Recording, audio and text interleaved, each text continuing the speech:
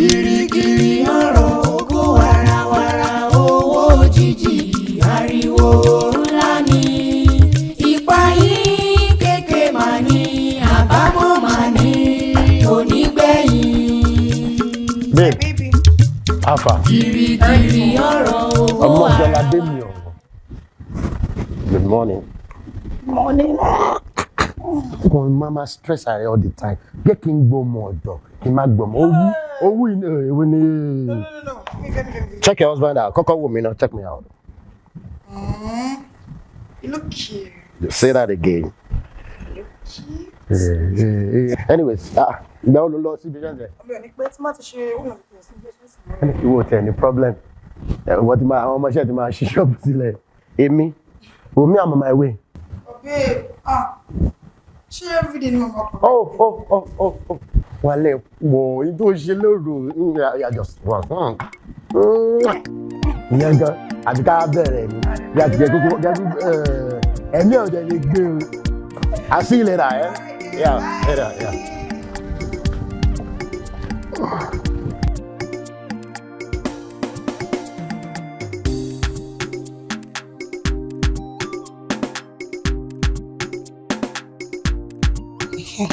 Sorry, little check. Sorry, I'm quite moving. It's cool back in the door. You see? Go back. Ọmọ ló set by. No. Àti me set by way fine. What do you want to do? I'm arranging yours. Kò lè sí problem. Àti let me was. Tí mi lè wá kí ni ó ní ari ṣé kò sì tẹ́ fi wọlé. Màá tí mi ká tẹ̀ tó lọ fà wá láì ní pa mi ọ̀nà. Jọ dúró ó jẹun kó tó kúrò lẹ́nu. Ìgbàléwà. Ó ìgbà tó ti ìgbàléwà náà nǹkan. Anyway, èmi ò lóúnjẹ kankan nu kitchen o. As you can see, mo ṣe ń lọ ọjà ni. So kò sí nǹkan kan nínú kitchen yẹn. Kò dìde kọjá. Lóúnjẹ ńlé jẹ́ lóúnjẹ ńlé bọ̀ pé kò sí nǹkan kan nínú kitchen yìí ò possible. Bí ń pa mí náà ẹ jọ̀ọ́ ibi tí ọkọ pa mí tí bá jẹun tán màá ṣe wà explain nǹkan tó. Wo ó máa bẹ́tà kò sàn nǹkan tó bá wá torí mo ṣe wà yìí mi ò ráyè ẹjọ́ mo dẹ̀ ń lọ ọjà ń sìn mo máa ti ilẹ̀kùn mi torí mi ò fi kọ́kọ́rọ́ mi lẹ̀ fún anybody. Ẹ máa tilẹ̀kùn mọ́ mi ṣé sí inú ilé àbí síta? Rárá kò ṣe sínú ilé gan ìta ni wàá bọ́ta màá wá tẹ̀lé ẹ̀ màá wá tilẹ̀kùn mi. Má máa ọwọ́ yẹn wájà rẹ̀ àti ní àti lọ fàájú báyẹn lẹ́wọ̀ ẹ ṣàjẹ́ tí ẹ̀ka gbé yẹn lẹ̀ bí a kì í go straight to the point. Ó yẹ kó ti yé yín kò ní ìkáṣẹ́ máa stress mọ̀ tó bá ti rí mi báyìí rẹ̀ kẹ́ ti mọ̀ pé àṣìṣọ́ àǹtí mi ẹja ọ̀nà àǹtí mi ó ti yé báyìí. Òpònú abunú afọ́fúngbé mu dídìrín ó ń pọ̀ jù bóyá kò dìde ó rí pé ò lọ́pọlọ ire kan mi ò lọ́pọlọ kọ́rẹ́ ní sọ fún ẹni ó ní dúró náà ṣé ìwọ ìtẹ́ ìrònú lọ́jọ́ kan pé èmi náà máa ní fámílì mo máa níyàwó mo máa bímọ ṣé ò ti ẹ̀ ronú ẹ̀ rí ni àbí tó bá ti wà ní fámílì ọ̀hún ṣé ọ̀dọ̀ mi náà wà máa wá láràárọ̀ wá gba owó oúnjẹ tó máa fún wọn lẹ́ẹ̀lẹ́ because me understand o kò yé mi. Ìpa ọkùnrin ọ̀dọ́ ló ṣe bíbá ẹ̀mẹ́ta kì í ní ọ̀dọ́ kúrò lórí ẹ̀ tí bá ní fámílì mo ní fámílì tí bá níyàwó mo níyàwó Ọlọ́run ti ṣẹ̀yìn ní mẹ́ta mi kí n máa dé bí kí n máa ká nǹkan kí n máa kéṣù lọlé fún àwọn ìyàwó. Òótọ́ dẹ̀ ni o tí mo ṣe gbìgì owó sẹ́yìn kùlé tí mo ṣe ń ká owó àbí wàṣẹ máa wá gbà fún wọn lé láti fi jẹ́ kán jẹun èmi náà mọ̀ pé ó lè gbọ́n anyway mi ò sì ráyè ọjọ́ òṣìlẹ̀ ni bóyá kò mọ̀ èmi ò ráyè ẹjọ́ lórí burúkú kò sí oúnjẹ ńlẹ̀ níṣó mo fẹ́ ti ilẹ̀kùn mi èmi ń lọ. àǹtí mi ẹ̀dùn náà kí gan ni gbogbo pátá tẹ̀sí ẹ̀ ń lògo. èèyàn máa béèrè owó lọ́wọ́ yẹn tí máa fi hàn pa all the time nọ́mbà yẹn máa fún yẹn tún máa fi hàn pa kí ni ṣé tó pé ẹ ti lówó lọ́wọ́ nísìlẹ̀ ń ṣe bẹ́ẹ̀ tọ́lọ́ wà lẹ́yìn ṣé gbogbo àti òsì nǹkan kan tọkọ yín náà tọkọ yín máa wá tọ́ máa mú gàrí lọ́dọ̀ àṣàmù gbà yẹn ni ẹ̀wẹ̀ fún mi lẹ́yìn. Irekanmi lẹ́nu ẹ lẹ́nu ẹ Irekanmi ẹbí ẹ kọ́ ṣé bẹ́ẹ̀ mi mo gbà ẹ́ láyé pé kó wá máa wọlé kó wá máa rojọ́ má wọrí ṣé wàá fẹ́ gbọ́ láyé ẹ ni mo sọ má jẹ́ kí n gbọ́dọ̀ kọ́ mi lẹ́nu ẹ débi tọ̀dọ̀ mi. Anyway lọ sínú kíchìn tó bá rí oúnjẹ ń bẹ̀ fáìn tó bá dé rí tí bá wá dé èmi máa fún ẹ nìkan tí bá fẹ́ fún ẹ. àti ẹ̀yẹ sọ̀rọ̀ ẹ bá ti dé ibi tó yẹ kẹ́ fi bẹ̀rẹ̀ gangan nìyẹn so ṣebí wọ́n dáadé fẹ́ máa dé kẹ́ tó dé. mi understand kí ló ṣẹlẹ̀. pé táwọn náà bá dé màá kọ́ lè gbà pọ̀ mọ́ra wọn ni màá gbà lọ́wọ́ ni màá gbà lọ́wọ́ akọ́jẹ́ òun part 1 part 2. bóyá ò tí mọ̀ pé kan ló máa gbà ní zida kó gba tèmi kó fi tọkọ mi lẹ̀ ọ̀hún kó gba tọkọ mi kó fi tọ̀dọ̀ mi sílẹ̀ kò possible ò lè gba méjèèjì pọ̀ à ń ṣiṣẹ́ ni náà. gbogbo nǹkan tó ń bí pọ̀ sí àmà mú nǹkan ni ìwé sáà lọ fẹ́ pàṣẹ lórí wọn ni wàá gbà tó.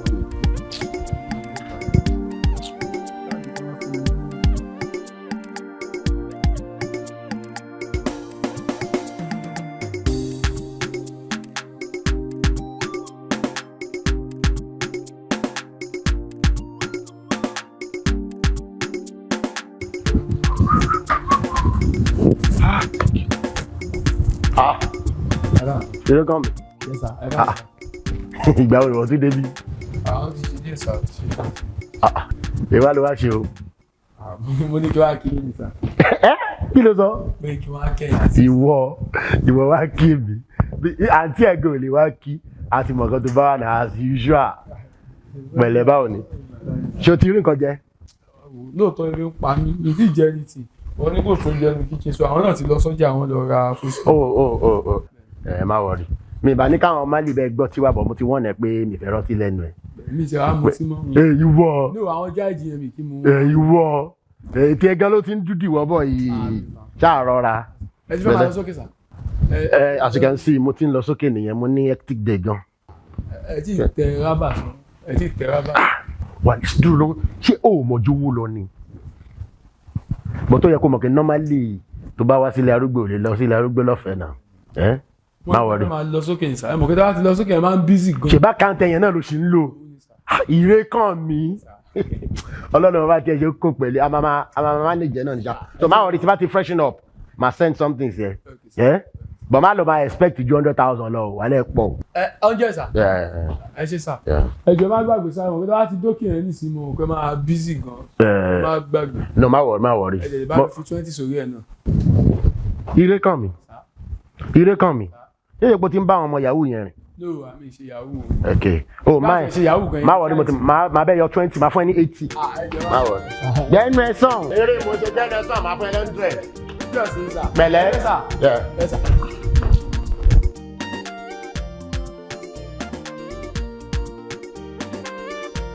Pastor, ẹ káàbọ̀ sà. Yes sir, ẹ pẹ̀lẹ́. Pastor, ẹ tóbi lọ́wọ́ mi ẹ̀yin nìkan lẹ́lẹ̀. Mo ti ń sùn bí mo ṣe dé láti ọ́fíìsì mo oorun yẹn ti wọ̀ mí lára. Bàbá yẹn sọ pé ẹwà ara mo ní mi gbọ́dọ̀ má yọjú sí olùṣàgùtàn mi. Ẹ pẹ̀lẹ́ sà. Ẹ káàbọ̀ sà. Nǹkan tó wà very important ló gbé mi débi báyìí. Okay sir. Àdẹ̀rẹ̀ bólúwa ṣe kọ sí mi mú láti tètè gbéra láti tètè wá jíṣẹ́ tí Olúwa rán mi láti wá tètè wá jíṣẹ́ fún yín. Ṣé kò sí wàhálà sà? Kó má bàa sí ni. Á mú mi rí ìran kan wípé ọmọ ènìyàn ó rin ìrìn àjò àìmọ́ ṣùgbọ́n Olúwa ní pé kẹ́ ẹ tètè ṣe àtúnṣe àti wípé tá bá rí ohunkóhun láyìíká yín tó jẹ́ ohun àìmọ́ ó bẹ́tà kí ẹ tètè yọ̀ǹda ẹ̀ sílẹ̀. Pásítọ̀ ṣe mọ̀ pé àwọn máa ń bízí ẹ̀wọ̀n kí a ní time torí ẹ̀ náà la ṣe ní gẹ́gẹ́ bí olùṣàgùtàn wa táwọn bá ti sọ̀dà mẹ́wàá kẹ́yìn máa gbàdúrà fún wa gbogbo tẹ́ wá sọ yìí ẹ máa ti gbà ládùúrà kó dáa ní wàhálà mọ́. Ọ̀rọ̀ tó wà nílẹ̀ ó kọjá ọ̀rọ̀ ìdá mẹ́wàá o. Kí ló tún jowó lọ sá? Ó kọjá ọ̀rọ̀ ìdá mẹ́wàá o torí ohun tí a mú mi rí bí ẹni wípé ohun ẹ̀mí ó tọwọ́ ọmọ ènìyàn bọ́. ẹ nílò àdúrà àti àwẹ̀ kẹ́ẹ̀dẹ̀ gba ìkíyèsára.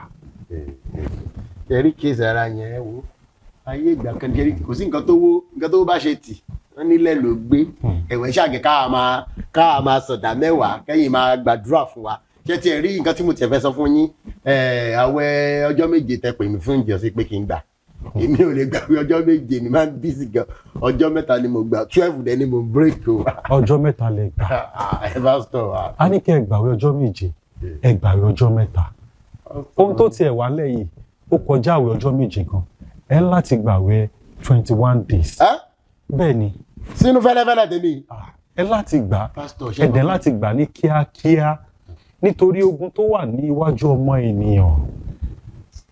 pásítọ̀ àdúrà èèyàn tí gbà lèèyàn máa ń gbàwẹ̀ tádúrà bá gbà tẹ́wọ́ mo ti jẹ̀yà sẹ́yìn ju kí n máa tún máa gbàwẹ̀ nígbà tó lọ́wọ́ nígbà tádúrà ti gbà báyìí járe ẹ̀yin máa gbàwẹ̀ yẹn fún wa.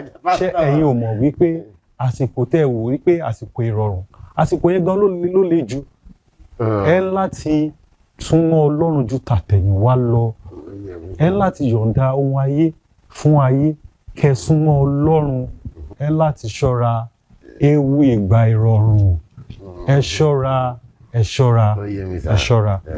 pẹ̀lẹ́ sà. kí wàá ní kí n fi ṣe yín lálejò ìyá yìí ló dẹ̀ sí ara ń lò. mo wà ókè. oúnjẹ yín lẹ́nu torí tí yín ló ṣe lọ sọ́jà ó ló fẹ́ lọ ra bọ̀kọ́ tán mo ní pásítọ̀ ní wàhálà dé gbogbo yẹn. àbí yes sir. ṣé àkáǹtì yín yẹn lẹ ṣe ń lò àbí ti ọ̀nà lẹ ṣe ń lò. ọ̀nà mo ṣì ń lò.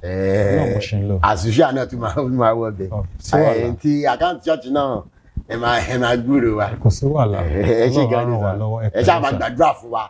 à ń gbàdúrà. duty yín ni pé gẹ́gẹ́ bí olùṣọ́ àgùntàn tèmi tí mo dẹ̀ wà proud of ẹ ṣáà máa gbàdúrà. à ń gbàdúrà Ọlọ́run á ràn wá lọ́wọ́. àmín sá ẹ ṣe gan ni my pastor so ẹ má worry máa send kí ní ẹ̀sà kan tí ẹ̀yin ṣáà máa gbàdúrà fún wa sá ẹ ṣe sá my pastor sá ẹ ṣe ẹ kú ṣe olúwa sá olúwa sá gbára dọ̀tún ẹ tí ẹ lè jìnnà sí wa.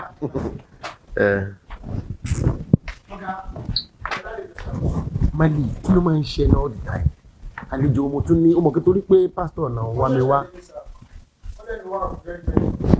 ìyàtọ̀ pẹ́ lẹ́dẹ̀mí.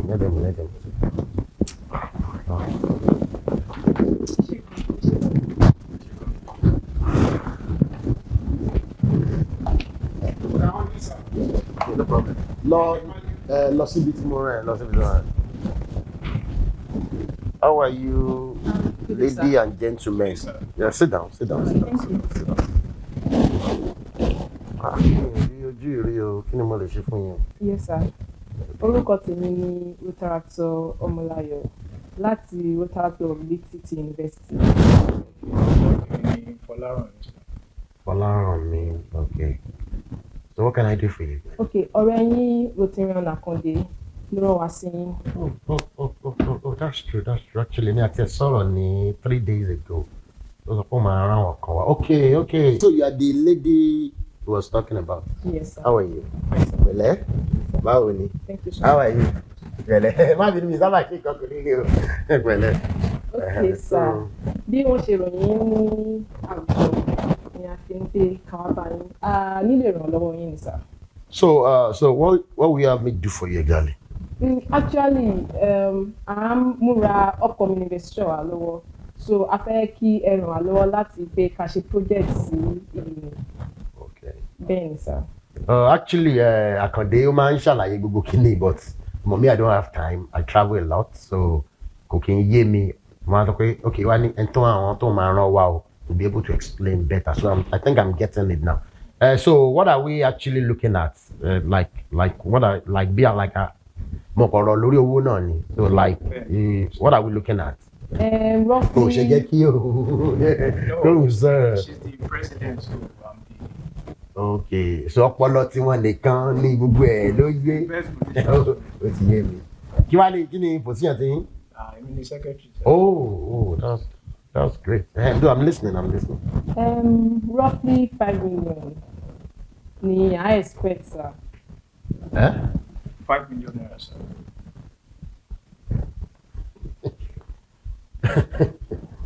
$5 million. The money for projecting. As we can see, country náà ni gbogbo wa. ẹ̀dẹ̀ mọ̀ nǹkan tó ń ṣẹlẹ̀ láyé ayé tí pain. So the truth is èmi ò ń parọ́ fún yàn. I don't think that 5 million might work out. But wọ́n ní kòsíkòsí ló máa ń sọ ẹni dáhùn. I think I should be able to work around maybe 200,000 to 300,000 for you guys. I think my try to share lórí yẹn. That one will be enough for you. Actually, the project is a mega project, sir. And we have heard so much about you that you are a very generous person. Oh. So we urge you and we beg, sir. So if there's any way you can help us to increase the... Oh, okay. I think gbọ́ pé mo wà generous gan. So then to fún yín information yẹn, all right. Ṣùgbọ́n etí mi ò di nígbà tó ń sọ. Ó ṣáà gbọ́ pé mo gbọ́ ó sọ pé 5 million. So ẹ má jẹ́ ká tanra wa. Èmi ò ń tọ́yìn àfi tẹ́ bá fẹ́ yẹ kí n tọ́yìn. Èmi ń wò pé I actually wanted to say maybe like màá bá yín wá bóyá bí 50,000 or 100,000 kò yé. But mo wò pé okay, let me extend my generosity. Ni mo yẹ dárúkọ 300,000 yẹn gan. So àfi tí bá máa yọ kúrò. So anything other than that 3,000, I'm not sure I can afford more than that. So nínú kẹ́ wọ́n ní àpò lèèyàn kọ owó sápò. So it's either you accept that or I'm sorry, I might not be able to do anything. And sir, do I think she special guests Kelly wa honor. So I'm awarding, sir. Surely, as you can see, tó bá dé lounge mi lókè, award gan ti pọ̀ jù. So if you special guest yẹn sílẹ̀ because I wouldn't be available, you know, I travel a lot, I go in and come out. Kò yẹ mi bàmá nìkan ní kẹ́ wọlé gan, but orí pa mi bó kàn ṣe bájì pé èèyàn kan béèrè mi. So let's make it like that, 300,000 or no deal. No. So ṣe máa gba 300,000 yẹn. Kò sí problem, sir. So Ẹ ṣé gan-an. pẹ̀lẹ́ tó bá dé ta wà ọmọ pa mi tó mú ẹ wọlé lẹ́ẹ̀kan yẹn. Ìwọ ìrẹ́ ni mò ń sọ o, drop number fún so máa communicate pẹ̀lú wọ owó yẹn ṣe máa dọ́dọ̀ yín. Ìwọ ni mò ń sọ o. Yóò yẹ pẹ̀lẹ́ mo like àìtẹ́ gan o. Mo máa like àwọn ọmọ tó bá tẹ́rẹ́ tó ga báyìí. Pẹ̀lẹ́ o ṣe. Pẹ̀lẹ́ secretary pẹ̀lẹ́.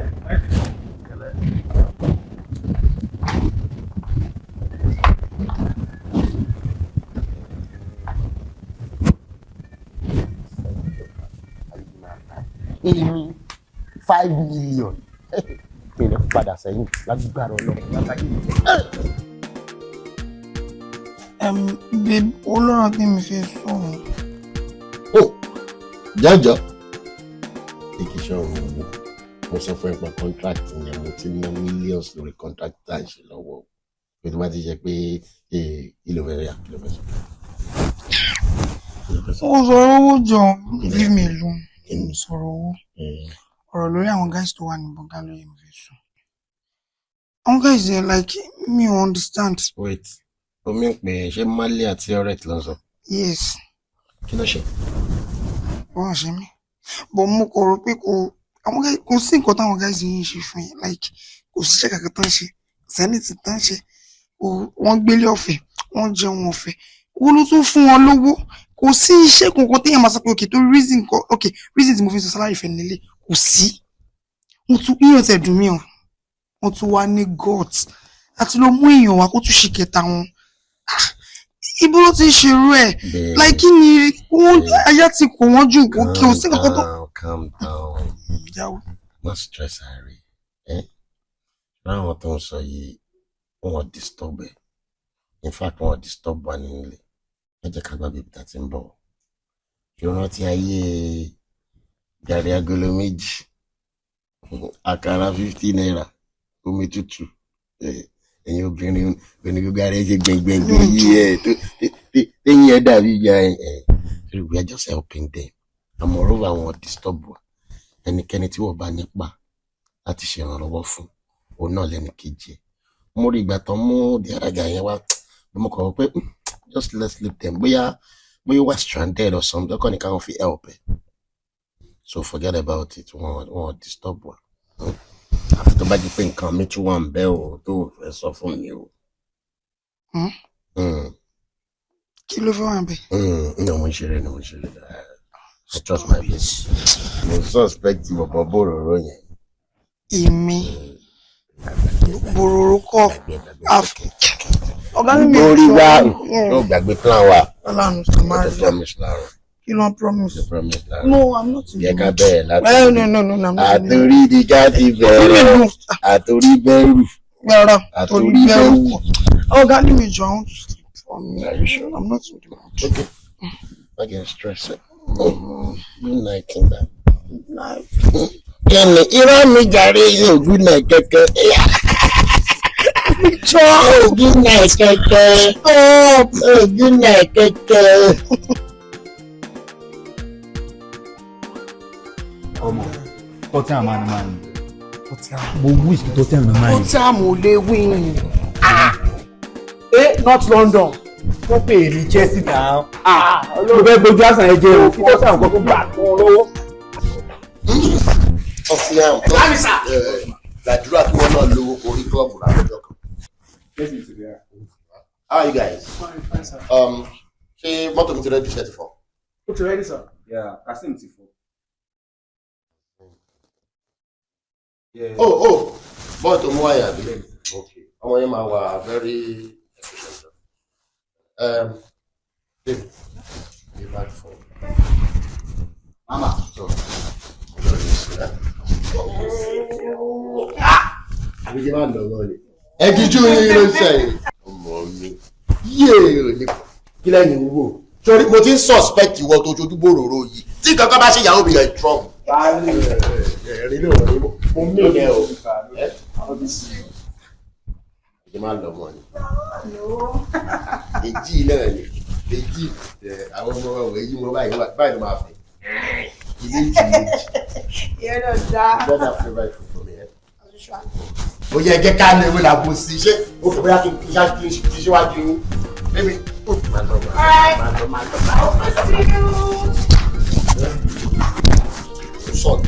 Owó ilé ìdó ń tó alright lọ ṣọ́ ara ẹ̀.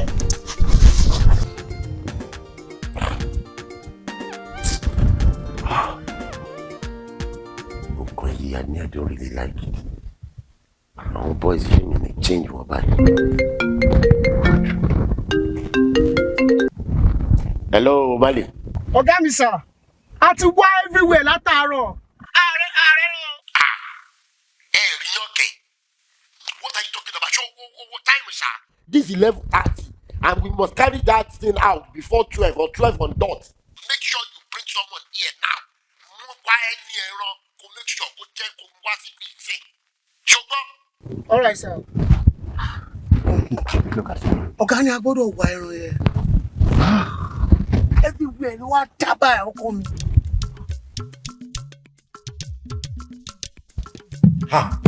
Wàhálà ìbáyìí.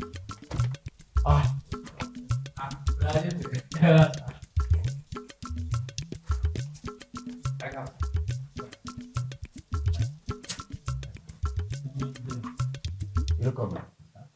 What's your problem? Why is it all the time you are badge into people's house, you be walking around just like the devil? Say, you just come into people's house unannounced, uninvited. Anyways, you know,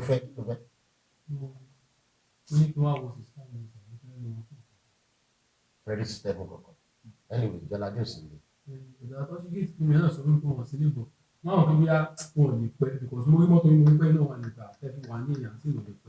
so any to she get first of way until Sunday. Why to she might grab it straight? Don't you what? I hope it's not what I'm thinking. No. Me, I'm not sure only duro because of maybe have to be 10 or 10 p.m. or 11 or be 12 now to do. Why do you? Oh my God, they go.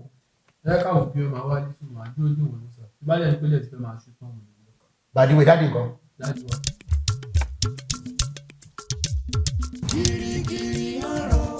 Baby girl, how far? How are you?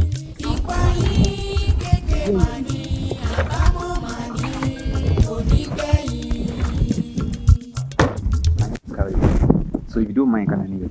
Adelerico. Nice name. Nice name. Yeah, Bimbo Shembo and Mutiri. Oh, this nice body, nice shape. So you don't mind, Yeah, Let me get what's in the motor go check out where that now. Olójú jíjó náà ẹni sùúrù. Farabalẹ̀ náà ọ̀rẹ́ mi ni náà. A jọ fẹ́ chill out. Ó ṣojú bí lógo pè. Kí lẹ sọ kó ṣẹlẹ̀? Calm down. Calm down. Mo ní tó bá mind ká chill out. Kí n chill out. Náà. Ẹ ṣẹ̀ṣẹ̀ pàdé mi nsìn. Kí n dẹ̀ sáré chill out báyẹn just like that. Ṣé ó jẹ́ mọ́tò dad mi ni àbí mo sọ fún yín pé mò ń wá Uber boy? Kí lẹ bá mi sọ tí ò ti ẹ̀dùn lẹ́nu yín? Tẹ́ ẹ ṣe ń kúkún òṣì yìí.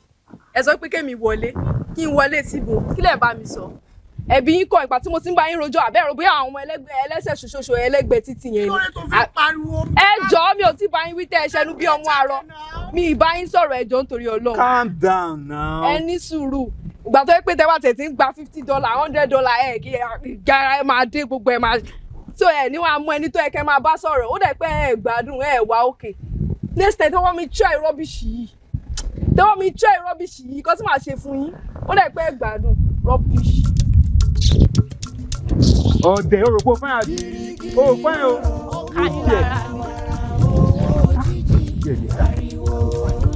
Ipa yín kékeré màá ní àbámọ̀ màá ní onígbẹ̀yìn. Jìrìjìrì ọ̀rọ̀ owó àràwàrà owó òjijì ariwo ńlá ní. Ipa yín kékeré màá ní. Ṣé nǹkan mi ò sí lára ẹ̀? Wọ́n jẹ́ pé tọ̀tọ̀tọ̀ nǹkan tí yóò kàn ẹ́ ló máa ń dá sí all the time. Kí n problem ẹ̀ náà? Àgbà ló ń dà lọ́yẹ̀ o tó kọ̀ sórí bí adarí pọ́n bí agama lizard. You think you are no more a toddler? O ṣọ̀dà yìí tó bá commit any offence sí prison is straight. Gírígírí ọ̀rọ̀ ògo wàràwàrà owó òjijì ariwo ńlá ní. Ipa yín kékeré màá ní àbámọ̀ màá ní onígbẹ̀yìn. Gírígírí ọ̀rọ̀ ògo wàràwàrà owó òjijì ariwo ńlá ní. Ipa yín kékeré màá ní àbámọ̀ màá ní onígbẹ̀yìn. Àwọn ìjọ̀nú ayé. Ipò tọkọ tí ó kàn ẹ́ olúmọ máa dá sí. Ha!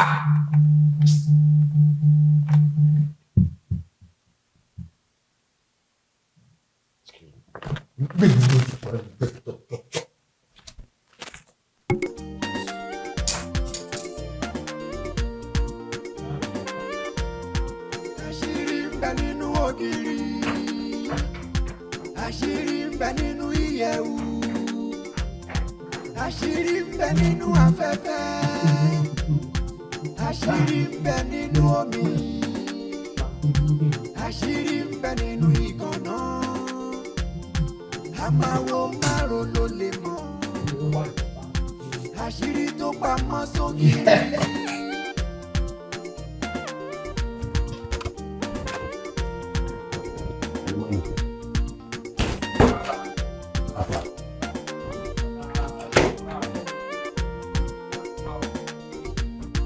Òtítọ́ ni ká má ṣe dúró. Ìṣòro ò dàrú ṣá. Ṣé orí kí n lu ọkùnrin rí láti gbàgbà tí n ṣe kìíní? Olùkọ́ obìnrin máa lò kí ni problem yẹn náà? Kò ṣàpù rárá. So làtàrọ̀ tètè àti bára wa sọ̀rọ̀ ẹ̀ tí èrò obìnrin náà. Mi ì láì bó ṣe máa ń ṣe ṣàpù òfin lọ ọpọlọ ẹ o.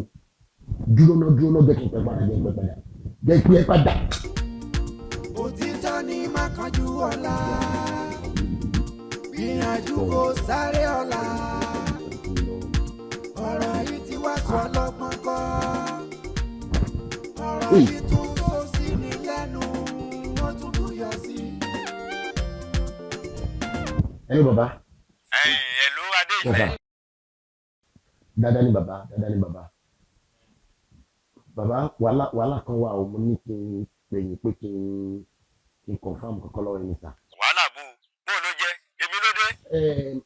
Àwọn nǹkan tá a fi máa ń ṣe ètùtù náà ni mi tí ì rí wọn láwọn òróbìnrin gbogbo àwọn ọmọọṣẹ́ mi tí mo rán lọ tán láwọn òróbìnrin. Adéìfẹ́ yé mi. o ò tí ì rẹ́rìn ètùtù láti ìgbà tó o sì mọ̀ pé ọjọ́ ti ń bora. Rárá bàbá rárá èmi náà ń wá àkókò mo ń wá àkókò bẹ́ẹ̀ ṣe sọ fún mi. tó sì yí ọ tó sì mọ èrèdí tí ń bẹ nídìí kínní pé bó o bá ti rẹ́rìn ètùtù lójú ọjọ́ ó ti fọwọ́ ara rẹ fàjọ gọdọ nù. Bàbá torí ẹ̀ náà ni mo ṣe pè ní kí ni àròbìnrin ọlọ́kùnrin làwọn rí tó mi wà mọ̀ mi mọ̀ kátà. adé ìfẹ́ kí ló dé tó tún káwọ́ àkàyẹ́yìn ṣé mo sọ fún ọ pàtó pé ẹran báyìí la gbọ́dọ̀ lò ní atọkùnrin àtọbìnrin kò sí ìta lò tí mo lè lé ọkùnrin àbí. àfírà kó o tẹ̀lé wẹ́rẹ̀ ètùtù kó tó nípa aago méjìlá ó lò ní ọkọ̀ mi kẹta lè ẹ ṣe sà. òtítọ́ ni má kánjú ọ̀la gbìyànjú kó sáré ọ̀la. Mali mi ì yẹ farabalẹ̀ jọ nígbà tí kẹ́kọ̀ọ́ rírun òṣìkiri tó bá jọkùnrin ẹni wọ̀n tẹ bá rí tó bá jọkùnrin náà máa mú bọ̀ ọkùnrin yẹn náà ti dá bẹ́ẹ̀ máa mú bọ̀ bẹ́ẹ̀. ok sir. má pè rárá ojú mọ̀ kí ilẹ̀ mú tààtì ní kó tó di 12 ní o ó yá. yes sir yes sir. bọ̀bọ̀ yẹn jẹ́ ká gbé. ọ̀rọ̀ yìí tí wàá sọ lọ́gbọ̀n kọ́ ọ̀rọ̀ yìí tún sọ sí ni lẹ́nu wọ́n tún búyọ̀ sí.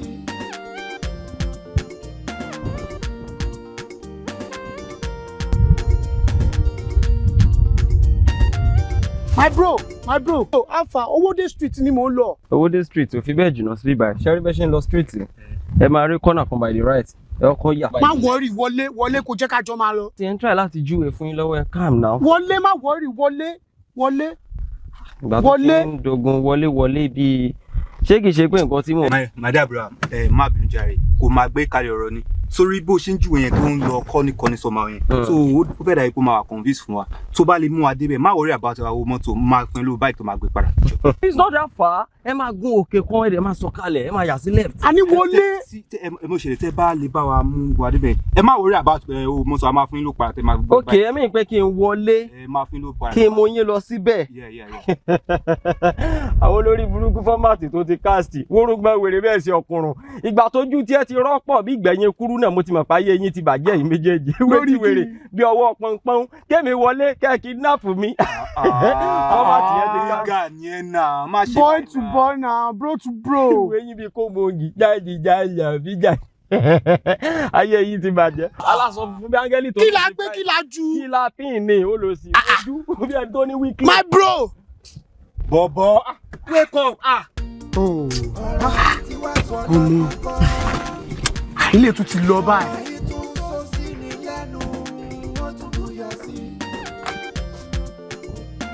jẹ́ pọ̀gà hello.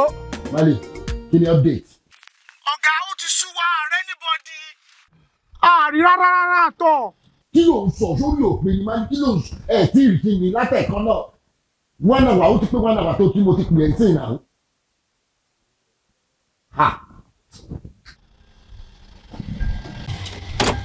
ìbùnà tí wàá fẹ́ réyàn báyìí.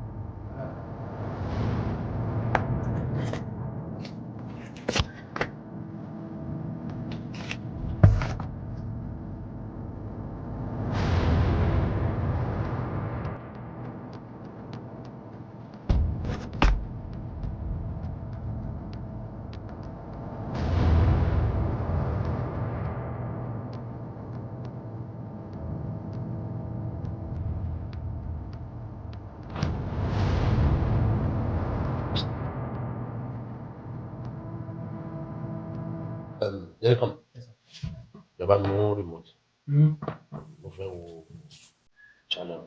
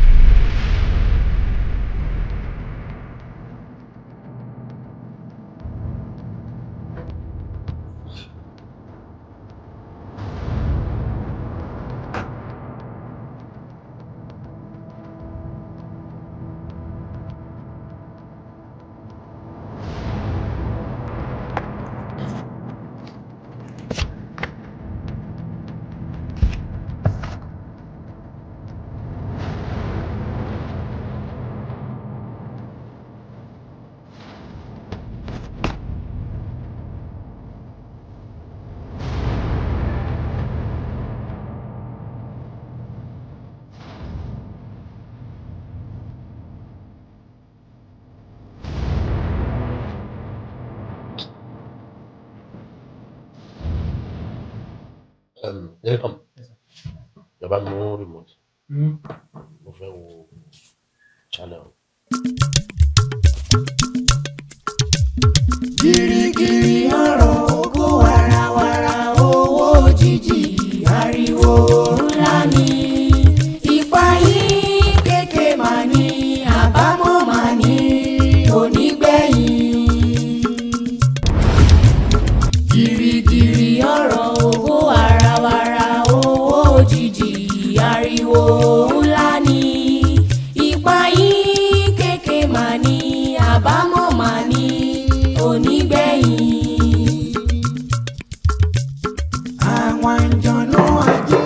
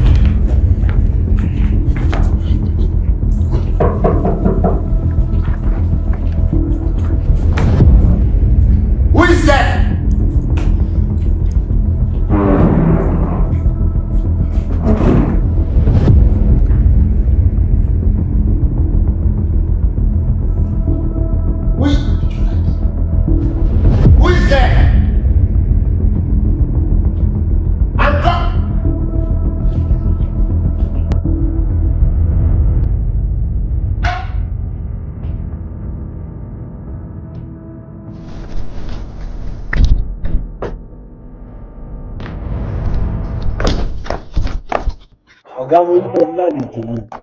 Ṣé kò sí ṣá? Mo ní pé bóyá kí wọ́n á bá yín bóyá lè rọ bóyá fẹ́ ra one or two fàlejò tẹ́ni. Sàmà lè sáré bá yín gẹ̀tẹ̀. Will you shut up? I'm alright. Báwo ni yẹn bẹ̀rẹ̀ like kí ló kẹ́yìn pẹ̀lú mo lálejò chọ̀chọ̀chọ̀chọ̀chọ̀ tó wọ́n ń gbálẹ̀ kò mọ́ mi lórí. Ẹ má bínú. Ṣé kò sí tẹ look stress? Ẹ jẹ lílì lára aṣọ yín yìí. Bishop were alright. Ẹ̀jẹ̀ wà lára aṣọ mi, mo ń pa ẹ̀dìẹ nínú ilé ní kitchen, ẹ̀jẹ̀ ká sí mi lára yọ. And besides, kí ni gbogbo nonsense? Ṣé shut up, wait, tẹ̀sán ọ̀tọ́ náà. Ṣé ibẹ̀ ni bungalow tán fi ẹ́ sí? Kí ló dé tẹ máa pa chicken fúnra yín? Mi wà bíbá mo lè ẹyẹ kí n bá yín pa. You're very stupid. Ẹlẹ́tẹ̀ ni o máa tó tẹ̀. Will you go back to the bungalow tán fi ẹ́ sí? Ẹ̀dọ̀ wẹ́wẹ́ òṣì. Ló máa ń ṣe yín náà. Nonsense. Àbí kí n gbá ojú ẹ̀. Gìrìgìrì ọ̀rọ̀ ògo wàràwàrà owó òjijì ariwo ńlá ni ipa yìí kéèké mà ní àbámọ̀ mà ní onígbẹ̀yìn.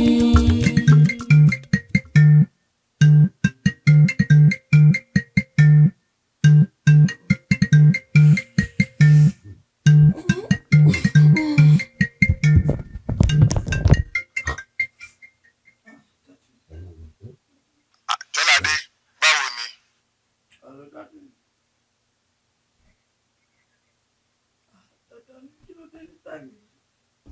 Mi mà rí àbúrò ẹ láti àárọ̀ àná. Bá a ṣe bí mi nìyẹn o. Ó sọ fún mi pé òun lọ sí ọ̀dọ̀ rí òun látàárọ̀ àná mi ìdẹ́ tí ìrí kó dé. Látàárọ̀ di táìmì. Mo ti pe nọ́mbà ẹ̀ látàárọ̀ kò lọ.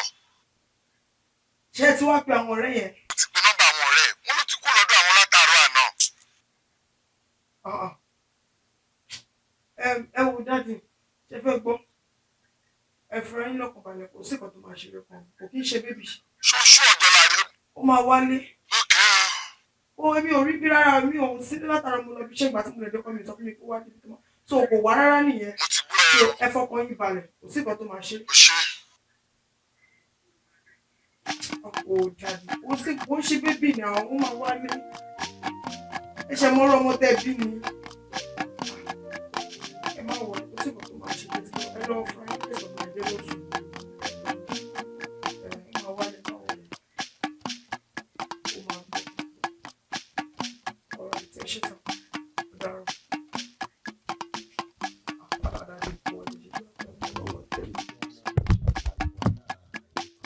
Wálé ẹ̀sìn pọ̀ jù. Ó máa wálé jáde. Ó máa wálé. Oṣù.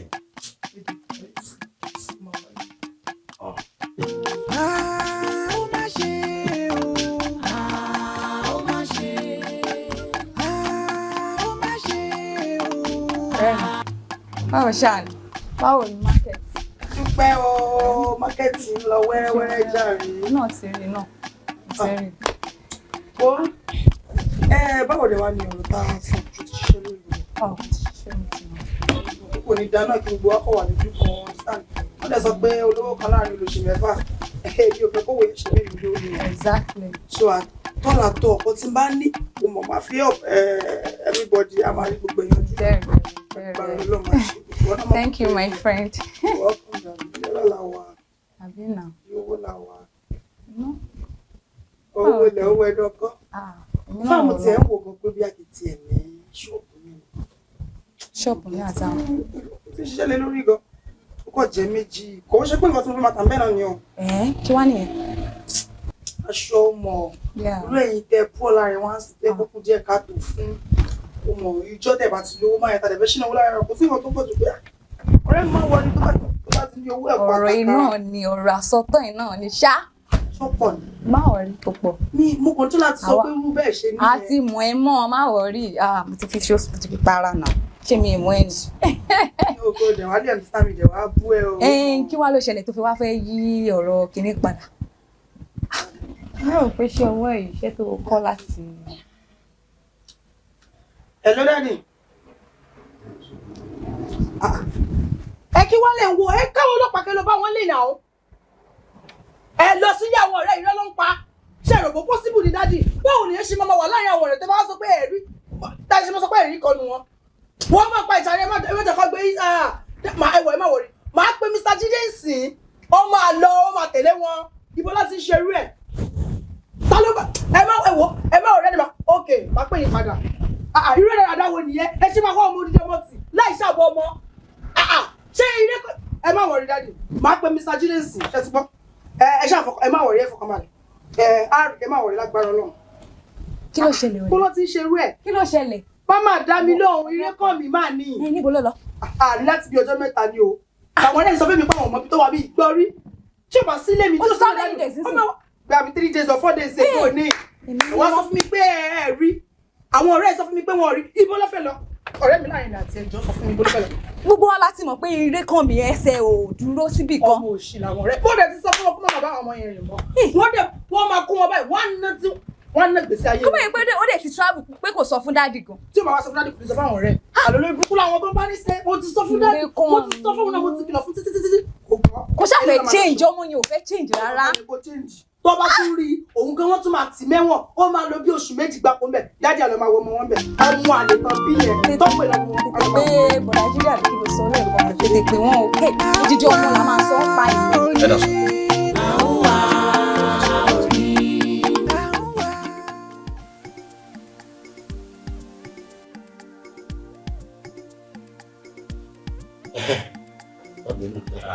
More or less.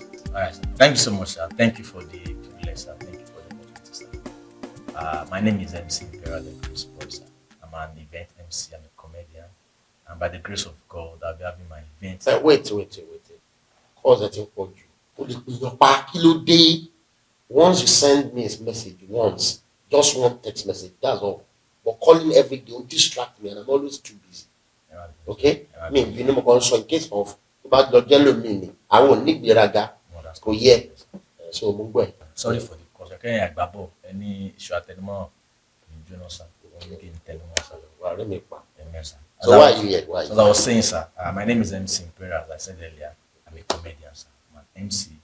I have my event this year, the 5th edition, sir. Laughter Summit, by the grace of God. Laughter Summit. Laughter Summit with MC. 5th of December, right? 2nd of December. Okay, 2nd of December. 5th edition, sir. Okay, hold on. I want to get it right. All right. 5th edition. That means Ilekanmi to fashion. But 2nd of December. The same year. Okay, 2nd of November. The same year. Okay. Ṣé ẹ mọ̀ pé téèyàn bá rẹ́ni bálàsà ọ̀la ò kì í fi bẹ́ẹ̀ yá kíákíá báyẹn. Ìgbà tí mo dẹ̀ gbà síwájú mo gbà sẹ́yìn mo wá gbọ́ pé tá a bá ti pàdé irú yín báyìí òkè ìṣòro yẹn ti fúyẹ́ báyẹn ó ti wálẹ̀ báyẹn. Ọlọ́run lọ́lọ́ba kò ní parí fún wa irú yín láyé sà. No, my hype me. No, I'm not trying to hype you, sir. I'm trying to tell you who you are. I don't like that. Just no, I deserve it. It's about hype you, sir. You come to me, sir. I deserve it, sir. You fair and redo. Nígbà tó ti ń fi ojú romantic eyes, mo máa like obìnrin gan. Anyway, you're a comedian. Bẹ́ẹ̀ bó ṣe rí sir to do pé mo ti di túmọ̀ lọ, sir. I'm here already, sir. Okay. So in a brief, sir. Firstly, I've been in your presence that day. I don't want to know more your joy. I fẹ́ kẹ́ wà ń bẹ̀. So number 2 ni pé gbàtà rò lọ síwájú rò lọ sẹ́yìn mo ta máa nídìí fún planning PR advert a máa níbi 10 meters at 10 million. 10 million. Yes, sir.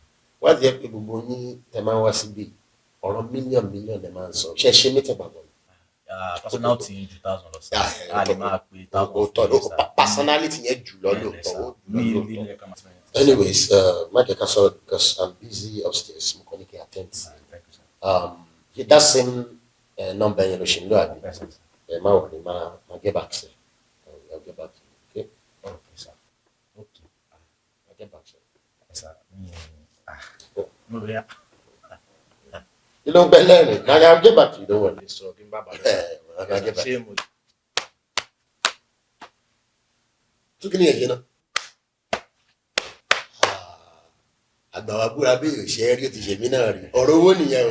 But I thought you said your name is MC Imperial. You're supposed to be a professional comedian. Exactly as Ali, sir. You need to change the profession by you should need our tàbí kó fara mọ́rú àwa báyìí. Ọlọ́run kalẹ̀ sí mi, sir. Má worry. Àwọn PA mi. Àwọn tó bá ti kó tó jáde sẹ́nu gate. Wọ́n máa rí ẹ. Thank you for the privilege. Thank you, sir. But baby, come to think of it. Ọ̀rẹ́ tó ń ṣàwàdà níjẹrin yẹn pé ṣé mo lè aláwọ̀ ẹ̀ kó lọ sí spa ọkùnrin máa massage ẹ má bá mi ṣe wéré bẹ́ẹ̀ yẹn mọ́ massage wọ́n máa fọwọ́ kan soft skin yìí àbò sórí spa máa yẹn fẹ́ yí ni. Okay, kí ló special bẹ́ẹ̀ sí. But wọ́n lè ṣe fèmí but it's not for a married woman. Hey, má lọ try ẹ tí n bá sí ara má lọ try ẹ. Come to think of it ìgbà wọn ní hairdresser yìí máa bẹ́ẹ̀ ṣe. Ìrẹ́ máa ti ń gòkè. Ìrẹ́ tó pa wájú tẹ́lẹ̀. Kí ni irun ló pa wájú? Ṣé kò pa ni? Àwa ìlà help ká. Mi jọ. Kí ni? Ìgbà ló máa wá. Àtàwọn olóyè kú tẹ̀mí ìdààmú kan tó ń ṣe mí. Ṣé máa fẹ́ ṣe ìyàwó olówó home delivery? You two try and be going to the salon once in a while. Ọkùnrin jàre. Are you sure? Kí ni mo fẹ́ máa ṣe sára mi? That reminds me. Ọ̀rọ̀ Irekanmi. Mo lè bá ọ̀rẹ́ dé ṣé wọ́n ti get to the root of the matter. Wọ́n get to the root kankan. Èmi ti ní kó fi wọ́n sílẹ̀ àtàwọn ọ̀rẹ́ tó wà station láti wọ̀. Kọ́sá tí wọ́n wá rí àti lo station. Kí ló ń sọ lẹ́nu yìí náà? Kàn fi wọ́n sílẹ̀, kàn fa àwọn tó suspect sílẹ̀, wọ́n ṣe máa fi wọ́n sílẹ̀. O mọ̀ pé àwọn guys yẹn máa jàjà evil people, àwọn ọmọ kan tó ń lọ ní society ní Gen Z era yìí, o ṣe máa ní kàn fi wọ́n sílẹ̀. What kind of behaviour is that? O dẹ̀ pé rẹ̀ lẹ́gbọ̀n, kàn fi wọ́n sílẹ̀. Position wo ló get to expect daddy wa, kàn fi wọ́n sílẹ̀ àṣà o. Wọ́n lè fi wọ́n sílẹ̀ o, kàn fi wọ́n sí detention bẹ́ẹ̀ ni o. wọ́n ṣe máa fún wọn sílẹ̀. Baby. irú human feelings ló lo ní náà. Èèyàn ti try now, but dúró ṣé àbúrò tèmi àbúrò tèmi. Okay, so ó ṣàgbẹ̀dọ̀ fún ọsẹ̀ mi ìjẹ̀fà àbúrò mi ni àbúrò ẹ̀ ni. What are you talking about? Máa sọ bẹ́ẹ̀ yẹn mọ́ kán já wọn padà sí cell ni kán já wọn padà sí cell. Oh, the nice to gbogbo yẹn kán já wọn padà sí cell baby kán já wọn padà sí cell ni kán já wọn padà sí cell ni. Kán já wọn padà sí cell ni. Okay. O sharp jù báyìí lọ tẹ́lẹ̀ náà. Bóyá suspect gan ni wọ́n gan náà gan. Mi understand. Kán ṣáà dá wọn boys yẹn kán dá wọn padà sí cell torí táwọn bá dá wọn padà sí cell ìṣẹ̀lẹ̀ àwọn ọlọ́pàá máa sọ pé àwọn tún investigate lòmíì kán dá wọn padà sí cell ní kókó ọ̀rọ̀ nìyẹn ìyẹn mi so. O ti bà mood mi jẹ́ gàrí. Sorry. O ṣe máa ní kán fi wọ́n sílẹ̀ o dẹ̀ mọ̀rọ̀ àwọn ọlọ́pàá kán dá wọn padà sí cell ni mò ń sọ ó yí ẹ̀ ń sìn. Mo ti gbọ́. Wọ́n máa dá wọn padà. Now you are talking. Ìyàwó gbọ́dọ̀ máa gbọ́dọ̀ sọ́kọ ẹ̀ lẹ́nu ni kán dá wọn padà sí cell yẹn ni ìsìn làwọn ọlọ́pàá máa wá wàkúwà kiri tí ò sọnù. Baby, wọ́n máa dá wọn padà. Now you are talking. Wọ́n ti ń dá wọn padà. O ti jẹ́ kí n wọ́ o jẹ́ kí n stress ara mi. Ọmọ kí bíbí mi máa sáré rise fún ọkàn bẹ́ẹ̀ yẹn. Guys, ẹ dúró àbúrò ìyàwó ọ̀gá tó ń wá wọn máa tí ì rí ìdìsìn yìí. Kí ni tẹ níbẹ̀? Ṣé o fẹ́ bá wọn wá ni? No, kò ń ṣe kí mo fẹ́ bá wọn wà náà but ó dà pé mo mọ ibi tí bọ̀bọ̀ yẹn wà o. Ọmọ ibi tó wà tẹ̀. Mi ò rí lè ṣú ọ̀bẹ yẹn náà but ọjọ́ tí ó miss yẹn bọ̀bọ̀ yẹn wá síbí báyìí náà. Ó wá síbí. Ta nìyẹn? Máa gbá géètì bí ẹni tó lówó. Láti wo mi ò rojú mi rẹ̀. Ta lẹ bèrè? Mo ṣe dé ibà ní ọ̀rẹ́ tì ní mi. Mi ò mójú yín rí. Àbúrò ìyàwó ọ̀gá wọn ò sí nílé. Àǹtí mi ò sí nílé. Wọn ò sí nílé. Ọ̀gá wà lára mi. Àwọn wà láti fà wà ẹ̀gbọ́n ẹ má wọrí màá rí tí wàá ti padà bọ̀. Ẹ̀gbọ́n ṣe ọgbọ́n ẹ kí mi lọ gun nǹkan tí èmi mọ̀ sí ìyá rẹ̀. And bó ṣe wọlé tán èmi rò pé bóyá ọ̀gá lè need mi fún anything ṣàlùmọ́ kan lẹ́kùn rẹ̀.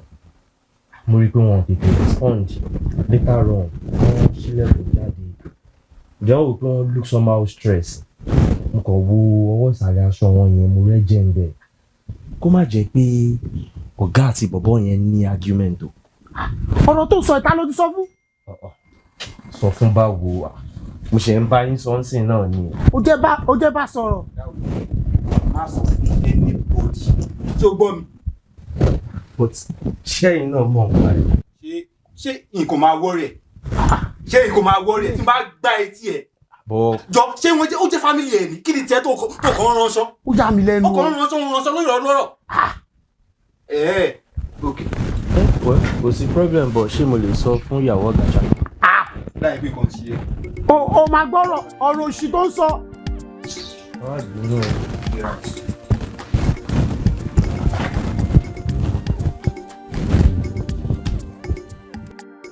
Jẹ́ sáré pé ọ̀gá kómi tó tẹ̀yìn wọ̀gbìn lẹ́nu.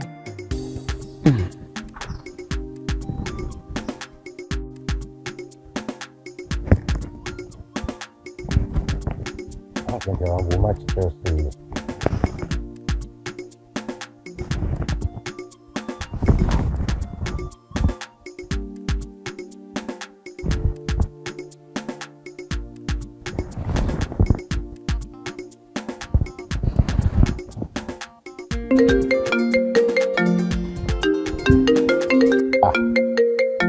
Imali ń pè mí fún ọmọ oró.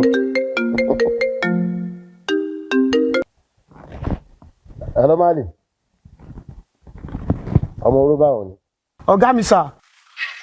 Mo fẹ́ sáré sọ nǹkan fún yín ni sá. Kí ló ṣẹlẹ̀? Kazeem ti mọ̀ nípa ọ̀rọ̀ ọjọ́ sí tó ṣẹlẹ̀. What? Àbúrò ya. Kazeem. Are you sure of what you're saying? Kazeem ti mọ̀ pé. Àti finá sórí ilé sún o. We need to act fast o. Ọmọ yẹn lè lọ gbàbọ̀dì fún wa o. Bẹ́ẹ̀ ni sá. You know what to do immediately. Àti Kazeem o, àti ọ̀rẹ́tì tó mú wá o. Bẹ́ẹ̀ ni sá. You must know how to clear them, but ẹ kọ́kọ́ settle, ẹ kọ́kọ́ mọ bẹ́ẹ̀ máa clear Kazeem ẹ̀ náà first. Okay sir. Then one more thing, make sure wípé ọ̀rẹ́tì tó mú wá tó dọ̀rọ̀ ẹ̀yẹn gangan, make sure it's the one gangan ló shoot ẹ̀. Have I made myself clear? Okay sir. Okay sir. Better. You act fast now. You need to think fast. What kind of nonsense is that? Ẹ má kó bára yín o. Ẹ lè kó bẹ́ mi o. Tó bá dé lẹ́yìn sí máa yọra mi o. Next 5 hours, wá bá mi ní joint. Okay sir. Okay sir. I need to act fast sir. Yes sir.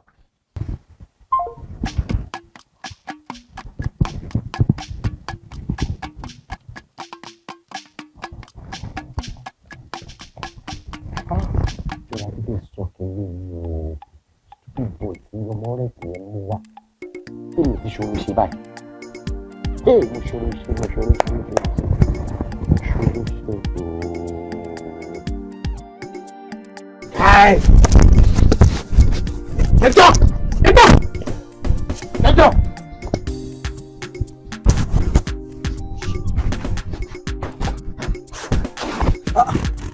Alright. Mali, ìbọn máa lélẹ̀. Kí ni mo ṣe? Shut up. Gbogbo nǹkan tójú bá rí kọ́ lẹ́nu sọ. Ṣé nípa títí àbúrò ìyàwó ọ̀gá? Mo sì tún sọ̀rọ̀. Mi ń sọ anything pa ṣé mi ń sọ nǹkan kan pa ẹ. In fact mi ń mọ anything pa ẹ. Kazeem, lẹ́yìn jẹ́ nǹkan yẹ. Torí wọ́n ní tí ojú bá rí ẹnu á dákẹ́. Bẹ́ẹ̀rù tẹ́kọ̀ mo dẹ̀ wọ́n ẹ̀ àgbà tó ṣe kí ni tó para kò jẹ́. Now, I will now let you know that this thing is over. Kazeem, finish am. Asiri Inu Ogiri, the secret hidden in the wall. Why tó pamọ́, ta ló fi pamọ́, tí ó gbàdọ̀. Dami sir. Mali báwo ni? Fine sir. Jẹ́ fún mi 1 minute. Àṣírí ń bẹ nínú omi, àṣírí ń bẹ nínú ìgànná. Ẹbí wọn bá wùlé lánàá nígbò yẹn. Àmàwò márùn ló lè mọ̀. 10 million ló pọ̀ pa owó yẹn dé sí o. Àṣírí tó pamọ́ sógiri. I don't know. Wàhálà tí ẹ ní. Okay. Come back to you. Mali. Yes sir. Jókòó, sit down. Yes sir.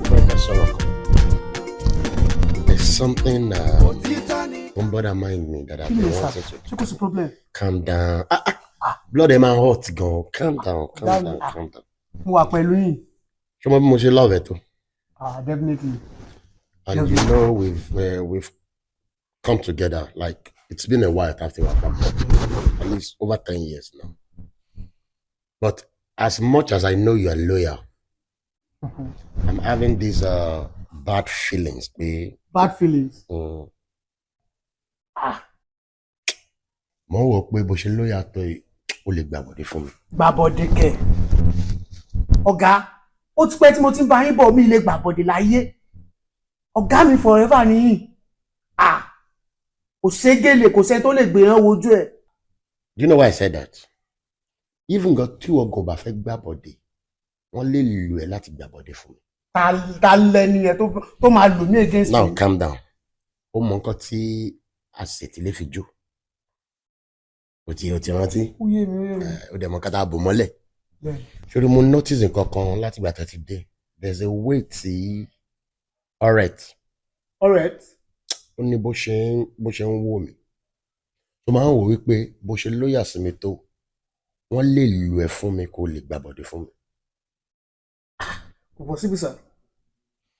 So, wọ́n fẹ́ ká plan kankan. wọ́n ní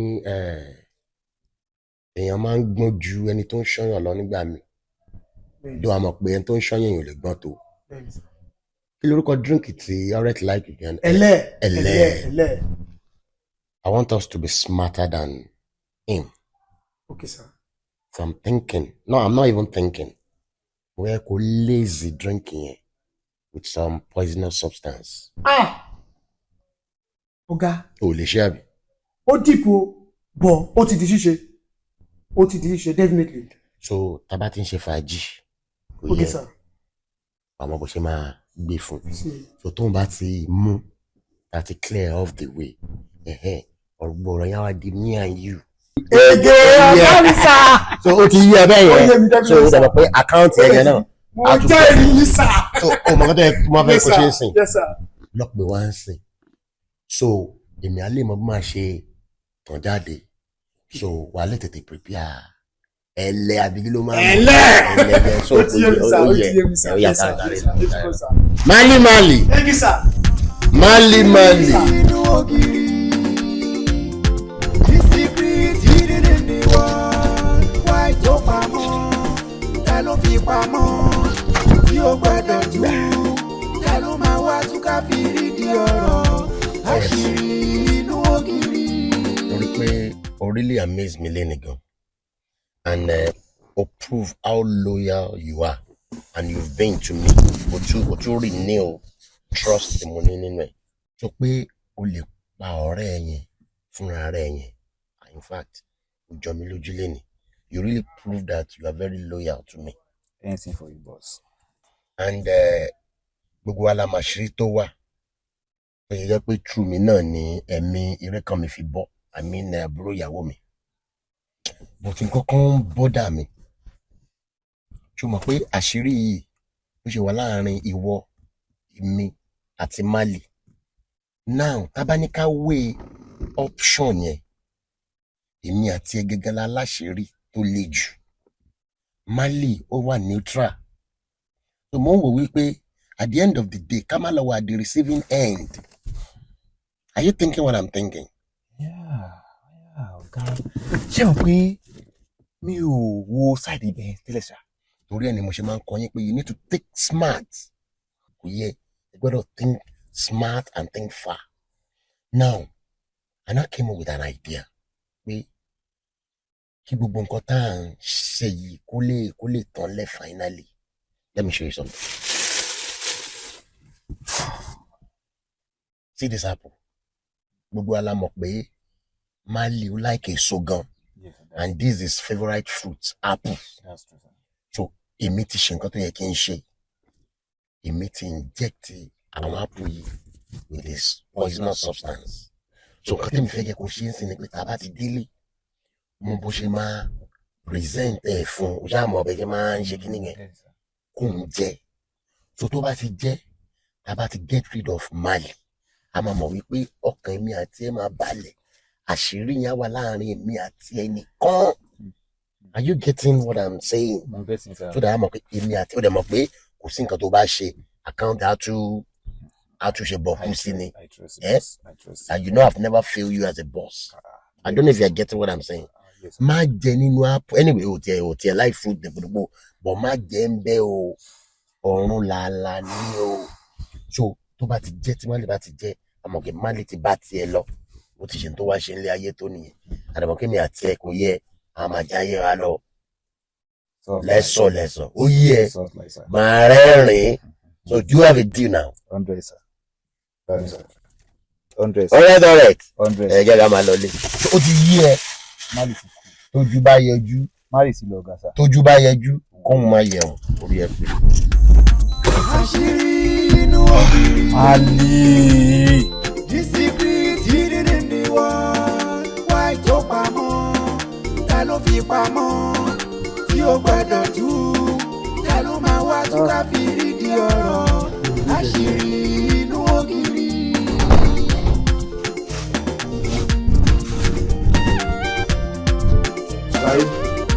Maga hapana. Wait. O lè máa mú ilé tí kò ní mo ti fẹ́ ó ti fi ìkọsílẹ̀ nìyẹn o. Yeah, ọkọ mi. Ọmọ ìjẹ́ ní. Take this one. Ìwà lè lè bá. Apple. Apple ló fà ìṣe báyìí. Wọ́n kò like ẹni. Ọlọ́wọ́. O get favorite. Ṣé ọkọ mi? Ẹ jẹ́. Olùbàjẹ́ fún ẹ. Jẹ́. Ẹ jẹ́ ní ẹ̀jẹ̀. Olùbàjẹ́ fún ẹ. O get code mi ẹ. Apple pẹ̀lẹ́ ẹ̀lẹ́. Combination. Kí wọ́n ẹ jọ? Kí ló wí?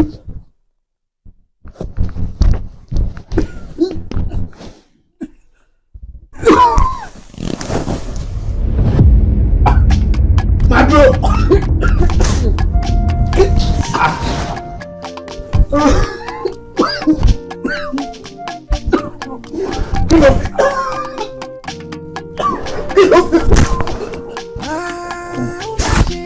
Inú yẹn fà mí. Inú drink. Ọ̀gá ló ní. Lóyún jẹ́ tiẹ̀. Ọ̀gá! Kí ló fi sí máa mú? Gàgé yìí jẹ́. Ọ̀gá! Gbogbo ọjà tá a tà lánàá ni ó jẹ́ wọ́n fi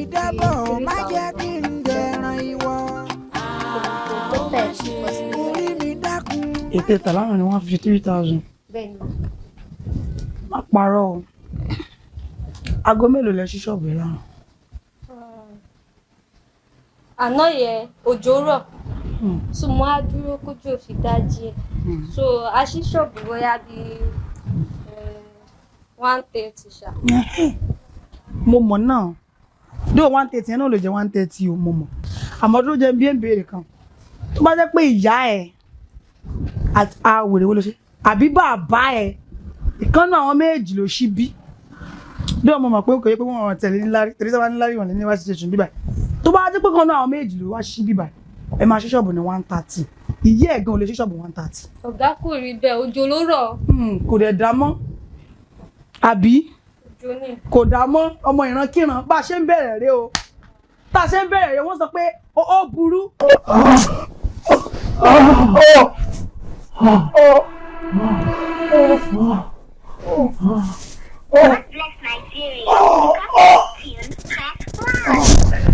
Anyway kò sí wàhálà tó bá dọ̀la tún dé ní pé.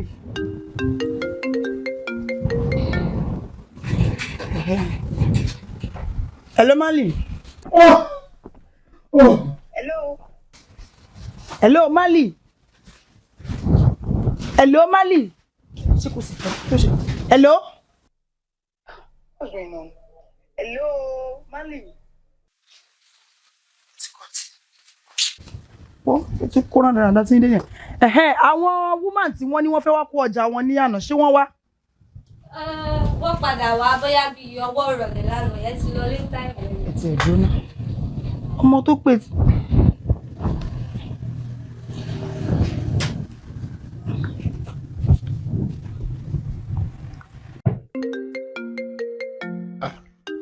Bébí mi ló ń pè yìí. Hello, Jẹ́. Ìyàwó mi, Alpha. I'm fine, and you? I'm good. Kí ló ń ṣẹlẹ̀? Mo wá òkè jọ Mali pè mí sí mi ò dẹ̀ gbọ́ nǹkan tó ń sọ. Mo dẹ̀ ti pípadà kò pìkẹ́ jọ ó dẹ̀ kí wọn kan ṣe gan ẹ̀ jọba mi check ẹ̀ jọ. Okay, má stress ara ẹ̀ má lọ wọn ní bungalow sí, okay? All right, thank you, Lord. Ìgbà wo ló máa dé? Okay, that's okay.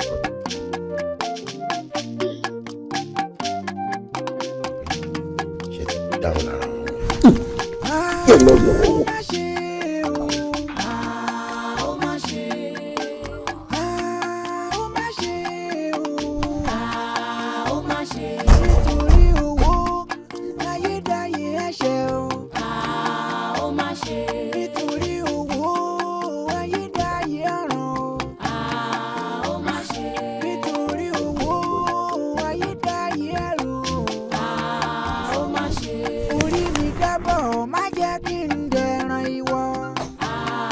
Ready.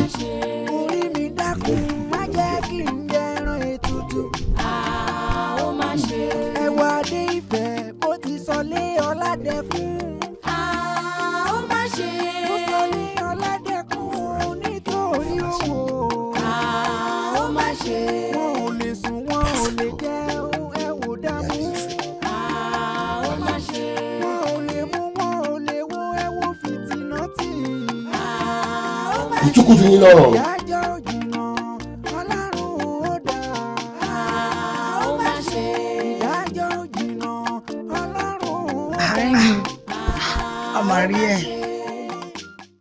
ẹ̀rí mi kẹ̀. ṣé náà á fa nípa àbúrò Irekanmi tẹ̀ ń wá ṣèdè tí wàá rí àbí ẹ̀kàn cool ní lórí ọ̀rọ̀ ẹ̀ wá ẹ̀ ṣe kankan. like mi ò get nǹkan tó ń sọ. mi understand ni. ṣé ó possible ká má wá ṣá. a wà náà àárín ni àwa in fact a fi ọlọ́pàá kó gba àwọn ọ̀rẹ́ ẹ̀ yóò wà láàrin wọn wọ́n ṣe gbogbo findings yẹn wọ́n rí àsanwó fáwọn èèyàn pé òkè àtúnṣọ́gọ́ pé tó bá bá wà rẹ̀ máa fún lọ́wọ́ àdẹ́rì ni wọ́n ní bíi pé tó bá yà máa wálé kò ṣe bébì ìwọ náà mọ̀ pé kò ṣe bébì yìí mọ̀ pé ó dẹ̀ bẹ́ sọ nọ́mà tó bá yà máa wálé. lónìí èmi náà mọ̀ pé ó jẹ̀sẹ̀ àdẹ̀rẹ̀ ó máa ń rìn kiri ni but blood là ń sọ̀rọ̀ ń pa yìí odidi ọmọ. no àbọ̀ lèmi èmi ò ń ṣọmọ àbí kí nífẹ̀ẹ́ èèyàn sì ń jọra tèmi lọ àbó ògbọ́n nǹkan tá à ń sọ mo láti wá lónìí mo mọ̀ pé tó bá rí pé ó kú náà at least àti máa rókù ẹ̀ bó ṣe gbé títì tó mọ̀ dọ̀tí mọ̀ pé kó kú ní ọ̀rọ̀ ní jẹ́ kó kú so ó máa wálé kò tí ìyá kó wálé ní bóyá kọ̀ ó mọ̀ ó lè flex kó tó bá bọ́ àfà ọ̀gá ó máa wálé ó ṣe bébì náà ó mọ̀ pé ọmọ yín dẹ̀ bẹ́ẹ̀ ó máa wá ó máa wálé náà. mo ṣàmọ̀ pé Ọlọ́run á fún wa rí lágbára Ọlọ́run sí wàhálà ọ̀rẹ́ mi ó máa ń dàn kí cream wo ló ń lò tó fi ń glow báyìí. Cream kẹ̀ ẹ̀rọ ní kọ́ ni kéèyàn lo cream kó tó glow mọ́ ilé ọlá mo wà ọ̀rẹ́ mi ó mọ̀ pé mi ò ń ṣiṣẹ́ látàárọ̀ bíi ti nínú ọ̀run tẹ́ máa lọ tẹ́ máa dé tẹ́ máa wọ̀ mi ò stress ara mi tí wọ́n ti ọkọ mi gan kò gbà kí n ṣiṣẹ́ tó tún máa ti wà nílé tí mo ti rá ọmọ mọ́mà ọmọ ẹ̀yin lẹ máa lọ látàárọ̀ ẹ máa ṣiṣẹ́ ní gbogbo ọ̀run gbogbo ilé ayé látàárọ̀ orí yín ló máa ti bẹ̀rẹ̀ orí yín ló máa sọ kò ti understand èyí tẹ̀ ọ́ zù so dẹ̀ mọ̀ pé mi ọkọ mi wò ó náà rọmọ ni ìyẹn máa rí mi báyìí ní kí n ṣiṣẹ́ ní ọ̀run ọ̀rẹ́ mi kò fi ẹjọ́ tí ẹ̀ dúró náà mo gbọ́ kò lọ àti ọ̀rẹ́ wa èmi náà ò lọ náà but mo gbọ́ pò ọ náà lọ kí ni reason bẹ́ẹ̀ mi ò ráyè náà mọ̀ mi ò lè lọ ráwọn pàtí báyìí but kí ni reason tí mo fi lọ. message ẹ̀ kódà mi ti reply ó ń bú mi pé kílẹ̀ tí mi ò wá kinní kan ìrora aṣọ 80,000 níbi tí mo ń hustle ibo ní kí n sí 80,000. kí ló sọ yìí 80,000 iná ò pọ̀ ó mọ̀ torí pò kọ̀ jẹ́ pé yàn kan tó fi style púọ̀ náà ni ó mọ̀ in fact mo raṣọ mo tún rà fáwọn ọ̀rẹ́ mi kan ọmọ bọ̀ gbogbo ìgbà yẹn ò tẹ̀ rìn sásìkò orí ẹ̀ ò rí lè gbàre ńgbà yẹn so mo rà fáwọn ọ̀rẹ́ mi pé mi ò rí torí pé mo dẹ̀ mọ̀ reason o torí pé o mọ̀ ó ṣẹ́ látàárọ̀ nínú ọ̀run dalẹ̀ wá wò pé kéèyàn tó lè kó gbogbo 80,000 yẹn jọ kó wá lọ fi raṣọ ayé pé èèyàn kú ọ náà ni ó mọ̀ o kàn ní láti máa gbàdúrà pé Olúwa mú mi kúrò níbi tí mo wà tẹ́lẹ̀ kó wá mú mi lọ síbi tó dáa. O ti gbà kò yí sí nínú ọ̀run. Àdèmọ́ bó ṣe rí náà tẹ́lẹ̀tẹ́lẹ̀ àbí báwo náà. Pé o lè mọ mo ṣe rí gbà yẹn bọ̀ mo ti ṣe ìgbọ̀ yìí lẹ́wà gbà yẹn náà ti same level gbà yẹn náà ni. Kò dẹ̀ sí wàhálà Ọlọ́run máa tún tọ̀ tiwa náà gọ́ sí dáadáa ilé ọlá náà ló wà ibẹ̀ náà. Àfi pé ya jẹ Ọlọ́run nípa tún tọ̀ kan ò tó bá tẹ̀ra má dùn kò tẹ̀ra má dùn àìrọ̀bọ̀ ní kókó wọn. Owó àṣọ òrọ̀ ọmọ ni àwa ní ká dúró mi máa ṣiṣẹ́ náà. Ó ilé ọlá dáa. Orí bí mo ṣe omi ẹ̀ ti ọ́fù pẹ̀lẹ́rú Gbọ́dọ̀ bá wá fún ẹ́ńjú ìsìn kọ́ rọra. Àbí báwo wà ní?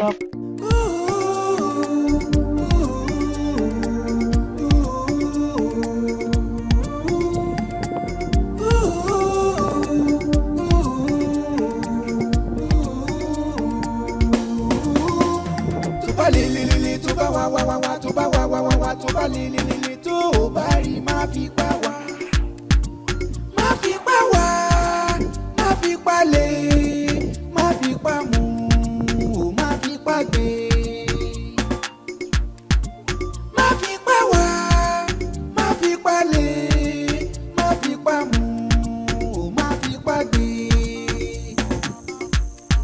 Asiri Inu Ogiri, the secret hidden in the wall. Why tó pamọ́, ta ló fi pamọ́? ó gbọ́dọ̀ tú ta ló máa wá tú ká fi rídìí ọ̀rọ̀ àṣírí inú ògiri.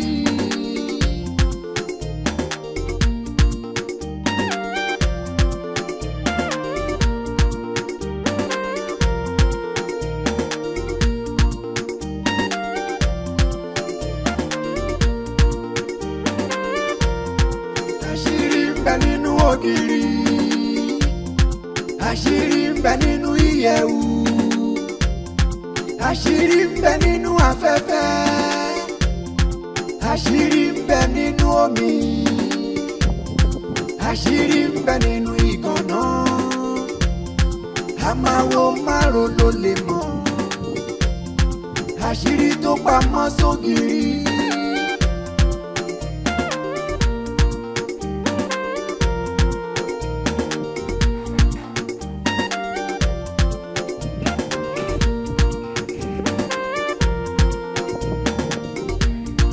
Òtítọ́ ni ká má ṣe dúró, òtítọ́ ni ká má ṣe rọsẹ̀, òtítọ́ ni má kánjú ọ̀la, gbìyànjú kó sáré ọ̀la. Ọ̀rọ̀ yìí ti wá sọ ọlọ́gbọ́n kọ́, ọ̀rọ̀ yìí tún sọ sí ni lẹ́nu, wọ́n tún dùn yọ sí.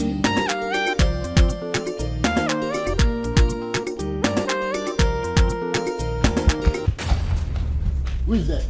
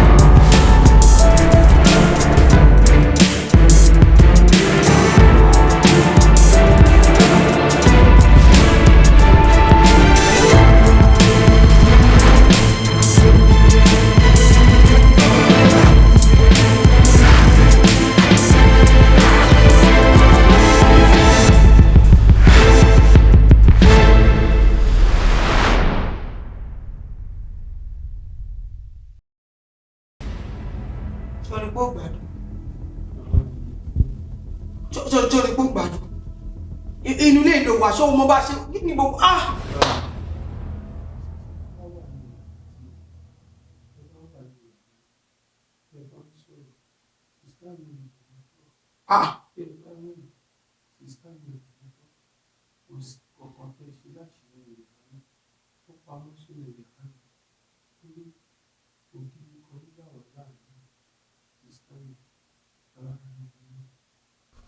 Sister, yeah, that's a new story.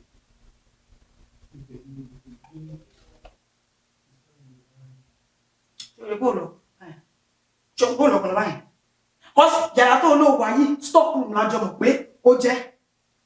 Láti tó tèmi gan ti fi ọkọ mi. Mi ò wọ yàrá ìrí. Tó ní mọ̀ pé stop room ni. Nígbà tí wọ́n bá síta gbogbo ọjà tí wọ́n ń ta ọjà wọ́n gbogbo ẹ̀. Àṣẹ máa kó ọjà tí wọ́n jáde. Àṣẹ máa tà. Ibẹ̀ ni wọ́n sọ pé wọ́n wá. Stop room tá a ti mi ìmọ̀ tó mo ṣàmọ̀ pé ọkọ mi lọ́jà gbẹ̀. Mi ìmọ̀ bí ibẹ̀ ṣe rí báyìí. Ìwọ sọ fún mi pé wọ́n wà láti join. Èmi tí mo fẹ́ ìfẹ́ mi gan mi ìmọ̀ nǹkan tó ń ṣe bẹ̀. Ìwọ sọ fún mi pé ibẹ̀ ni wọ́n wà. Àbí?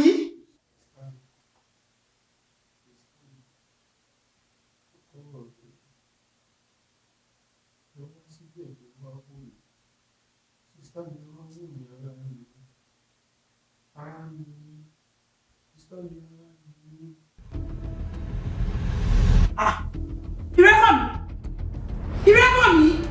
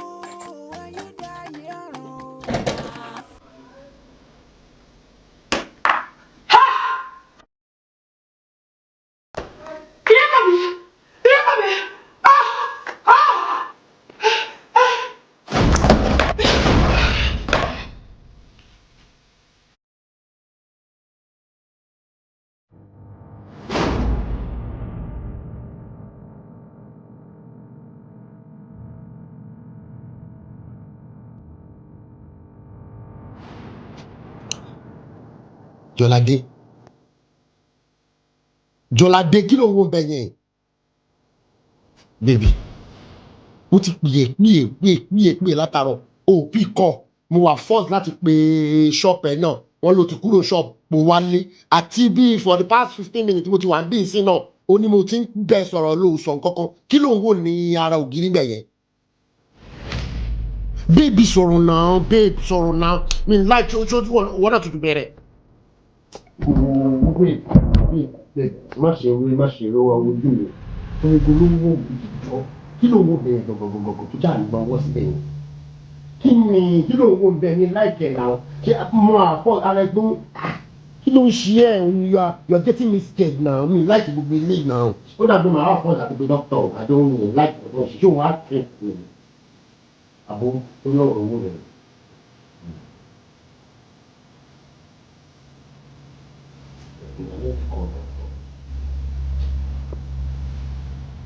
Hello, Dr. Bugega.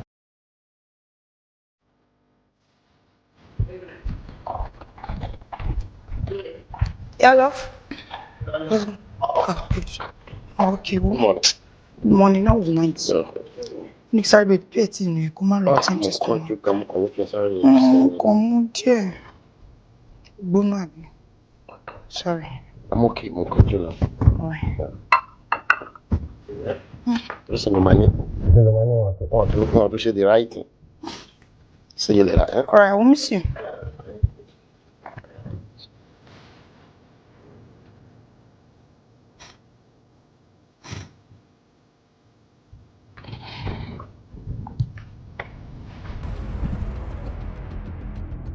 ẹ mọ yín dájú. O ṣe.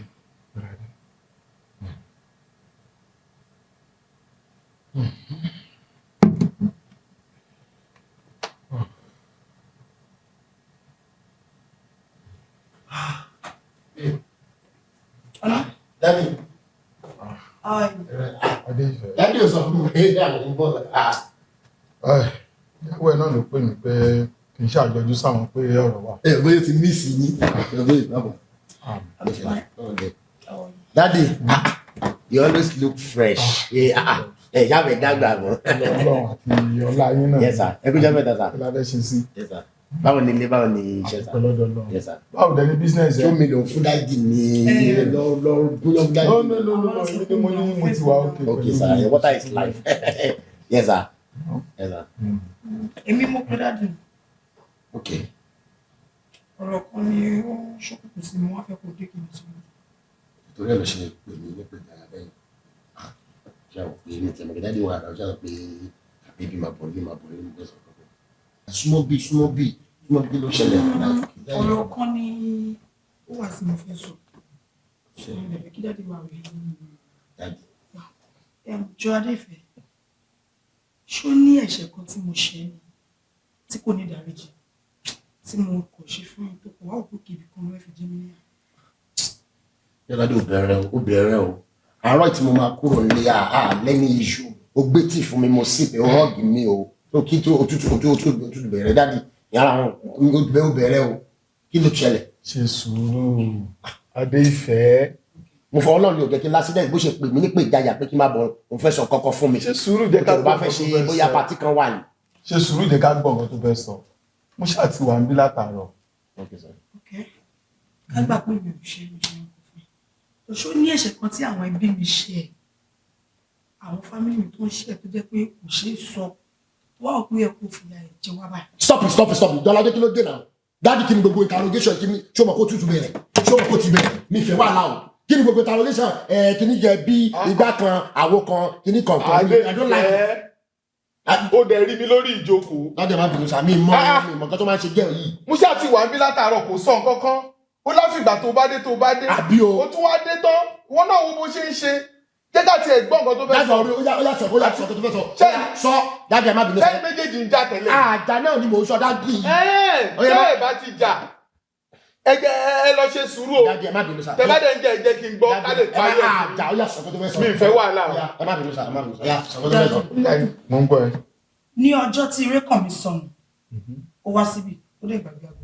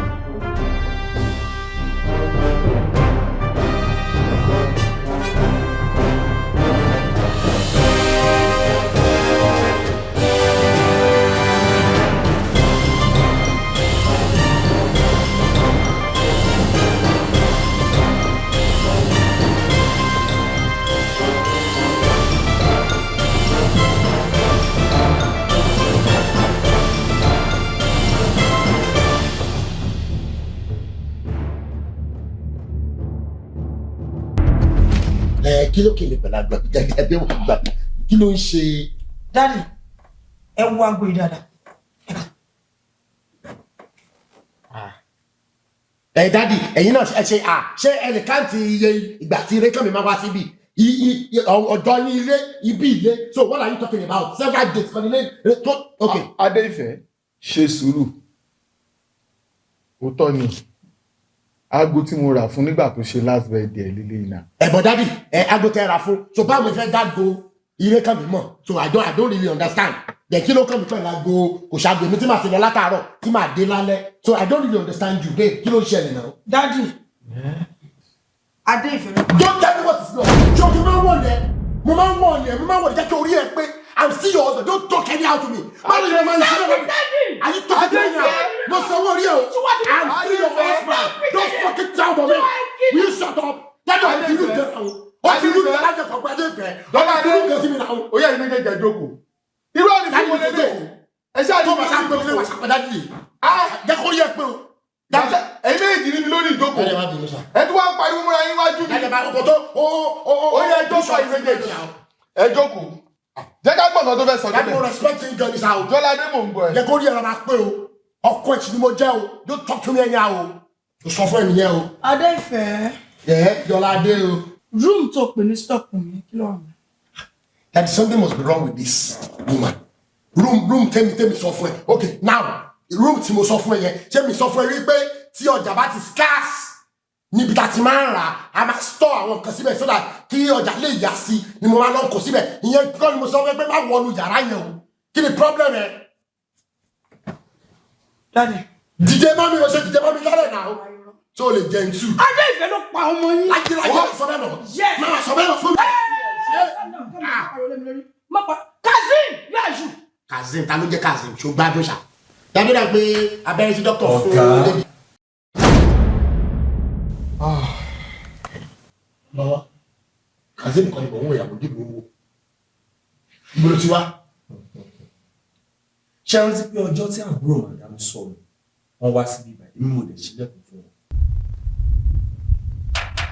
Àtàrí léyìí tó ń gbá géètì bí olóṣì yìí.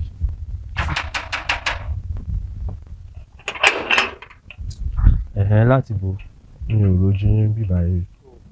Sẹ́yìn ṣe dé bíbá yìí. Mo ṣẹ̀ dé ní ọ̀rẹ́ rẹ̀ tì ní. Tálẹ̀ bèrè. Ẹ̀jẹ̀ mi dán burúkú mọ̀. Ìdán burúkú. Ìyàwó ọ̀gá yín.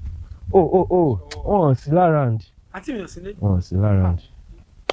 Àìdúró, ó ń wo mọ́tò bọ̀dá dé ibẹ̀.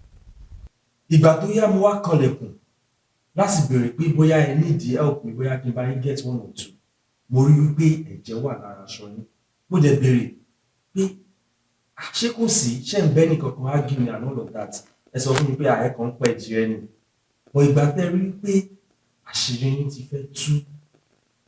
Ṣùgbọ́n ló jẹ́ kí n sọ pé kí ọ̀rẹ́ àti máàlì kan lọ pa mí. Tí ò bá ń ṣe pé ọpẹ́lọpẹ́ Ọlọ́run lára mi. Wáì tó pamọ́, ta ló fi pamọ́? Tí ó gbọ́dọ̀ tú, Mo gbẹ ìṣú ta ló máa lọ́nà wá yín ká kò fi fi. rí di Eléyìí! Alpha! Eléyìí jẹlẹ̀ ni. Alpha! Ó sì mí. Adìyẹ ìtẹ̀sẹ̀ kú. Ọ̀gbẹ́ni eléyìí lè lọ. Ọ̀gbẹ́ni! Màmí rẹ̀ ní ẹ̀. Ìgbà tára mi dẹ̀ yá díẹ̀, mo jáde síta. Mo investigate. Mo rí pé kò sí ọ̀rẹ́ àti máa ń bí báyìí mọ́. Mo dẹ̀ wọ́dà joint ká ti máa ń ríra hàn sí bẹ́ẹ̀. Definitely ẹ̀ máa ti pa wọ́n bẹ́ẹ̀ ṣe ní kí wọ́n pa ìlú náà. But insinuation gbogbo ilé kí ni proof kí ni kílẹ̀ sọ mi ò understand. Ìwọ́n ṣe insinuate ni kí ni evidence dà. Ọ̀gá ìgbà tára mi yá tán. Ẹ̀yin gba ẹ̀ ló yẹ pé madam láti explain situation fún ọ. Madam, ọ̀rọ̀ tí mo fẹ́ bá yín sọ yẹn ó wà important gan. Mi ò dẹ̀ fẹ́ kẹ́nìbọ̀dì gbọ́ ló jẹ́ kí n ní pé kẹjẹ́ ká kúrò ní ṣọ́ọ̀bù. Èmi náà mọ̀. But ẹ dúró. Ìgbà wo ni gbogbo yín dé láti Màdúgùrì? Màdúgùrì? Èmi. Mi ò lọ Màdúgùrì. No now stop right péré ni. Gbogbo yín lọ Màdúgùrì náà. Ọkọ mi sọ fún mi pé gbogbo yín wà ní Màdúgùrì. Ọkọ yín ṣá. Ọ̀rọ̀ ọkọ yín yẹn gan ni mo fẹ́ bá yín sọ. Your husband is a devil. Bọ̀ kí ni gbogbo rubbish lè náà? Ṣé torí pé mo ti fún ẹ ní God láti jókòó sínú mọ́tò sí ló jẹ́ kó máa sọ kọ́tọ̀kọ́tọ̀? Kí ni gbogbo rubbish lè yìí? My husband is devil. Anyway, it's not your fault. Madam, ṣe lérò pé mo lè máa parọ́ fún yín. Ọkọ yín ló order ọ̀rẹ́ àti máa ń gbé kí wọ́n shoot ẹ̀wọ̀ tí wọ́n ti shoot mi lẹ́yìn. Jesus! Ọkọ mi? No, like, kí ló ṣẹlẹ̀ gan? Kí ni nǹkan tó ṣẹlẹ̀? Because, no, right in that row. Mi tí ẹ má sọ mí sínú òkùnkùn, kí ló ṣẹlẹ̀? Madam, ọjọ́ tí àbúrò yín sọ nìyẹn tẹ̀ wá. Do you believe pé wá sọ́dọ̀ wa lọ́jọ́ yẹn? And I'm sure pé ọkọ yín ò sọ fún yín. Definitely ó ní nǹkan tí wọ́n hide fún yín. Àbí ṣé wọ́n sọ fún yín? Wait. Àbúrò mi wálé lọ́jọ́ tí a rí.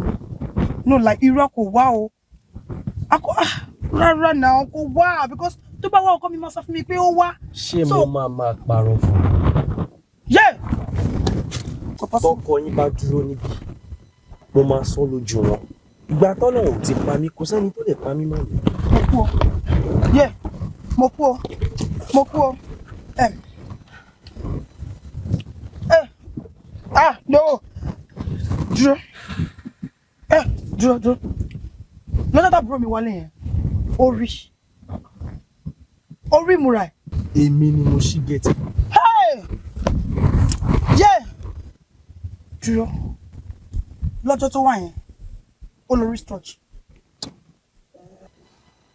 Yes, ó lọ wristwatch. Yes. Okay. Okay. Wristwatch yẹn tí bá snap ẹ̀ tí bá send ẹ̀ sí ẹ ó dà mọ́. Mo dà. Madam. Mo máa yá o. Fún mi number. WhatsApp number.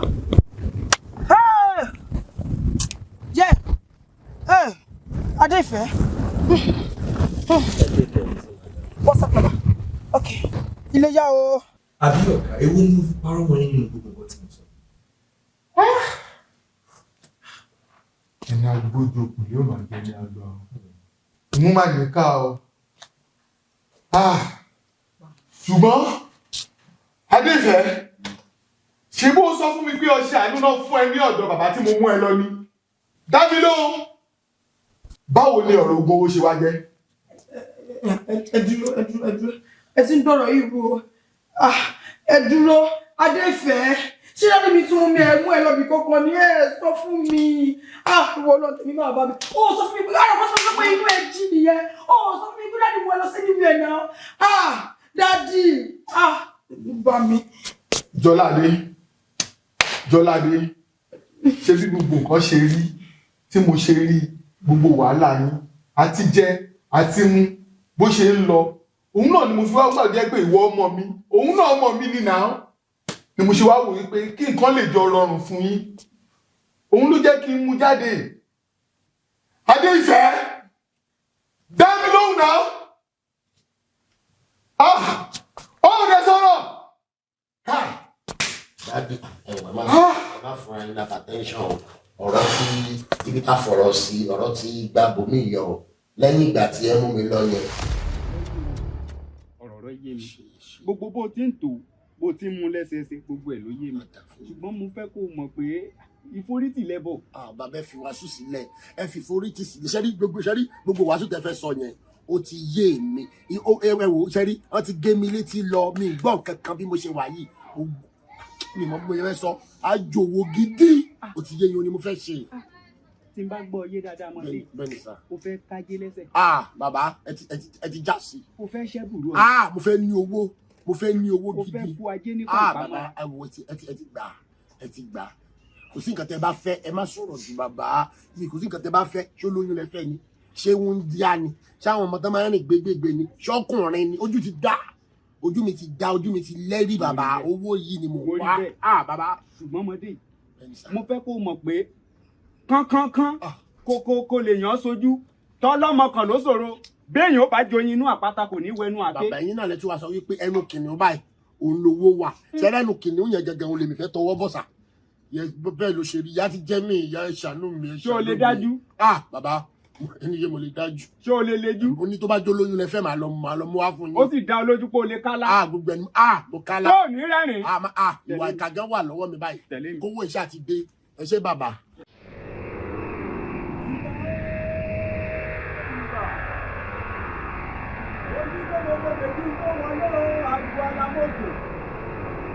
Bá kólókóló nílé ńlá, ìbá dùgbẹ̀dùgbẹ̀ nílé ẹlẹ́rìn, ìbá alágẹmọ̀ tẹ́rẹ́rẹ́ onígbàsọ wẹ́lẹ́wẹ́lẹ́, àgòdògbò balógun ọ̀run ìbà.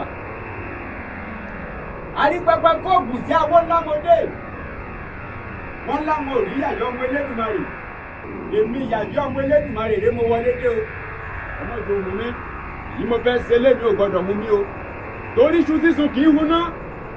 Iṣu sísun kì í hún ọ̀bẹ. atẹ̀kútaró wo kan lè tàpátá fọ́ ọ̀tẹ́ gbòǹgbò ọ̀nà sómi ṣùgbọ́n olè tẹ́gí ńlá tó ẹ̀yìn adéèpé ọmọ àṣàbíò ibi awíládé yìí o gbogbo àṣekágbá gbogbo ètò tá a ti ń bá bọ̀ lórí ọ̀rọ̀ rẹ lórí ètò ajé rẹ àṣekágbá rẹ rí. ọ̀ká gbalé ọ̀tá gbogbo atàpátáró wò ó kò lè tẹ́ gbogbo ọ̀nà fàdímọ̀ owó ti dé mo ti lówó. wo mi máa náwó lọ sí àdàdà máa náwó lọ bí ọmọ olè kò sí tí ó sì ọ àmọ́ wá gbọ́ ìkìlọ̀ pẹ̀lú bàbá rẹ ní kẹ́ni èèyàn kéèyàn ìsọkùnrin ìsọbìnrin ló bá bá ìrànlọ́wọ́ owó wá sọ́dọ̀ rẹ pé kó fóun lówó mọ́ fún lówó tí ò láwù. owó tí ò là bẹ́ẹ̀ ni bí ti bá wù bàbá. ó ṣe bàbá rẹ ni tó wá sọ́dọ̀ rẹ tó ní kó fóun lówó mọ́ fún lówó tó tówó tó ṣe kó lóun là látara owó tó bá fún tó bá bá ìrànlọ́wọ́ 1 million 2 million 10 million wá sọ́dọ̀ rẹ o gbọ́dọ̀ fún o bí 20,000 o gbọ́dọ̀ fún ẹni bẹ́ẹ̀.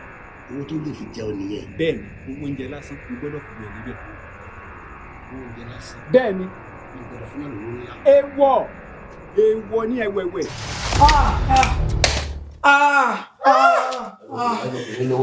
Mr. Adefemiye, you're under arrest, and anything you say will be used against you in court of law.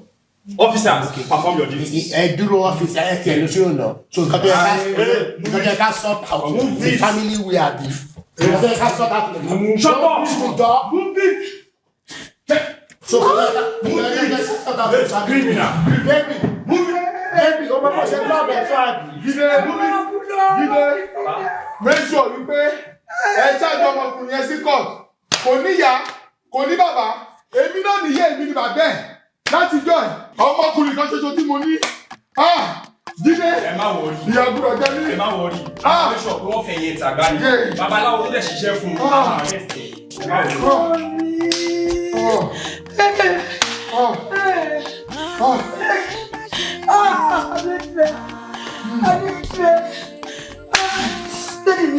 Ìrẹ́kọ̀ mi ti lọ.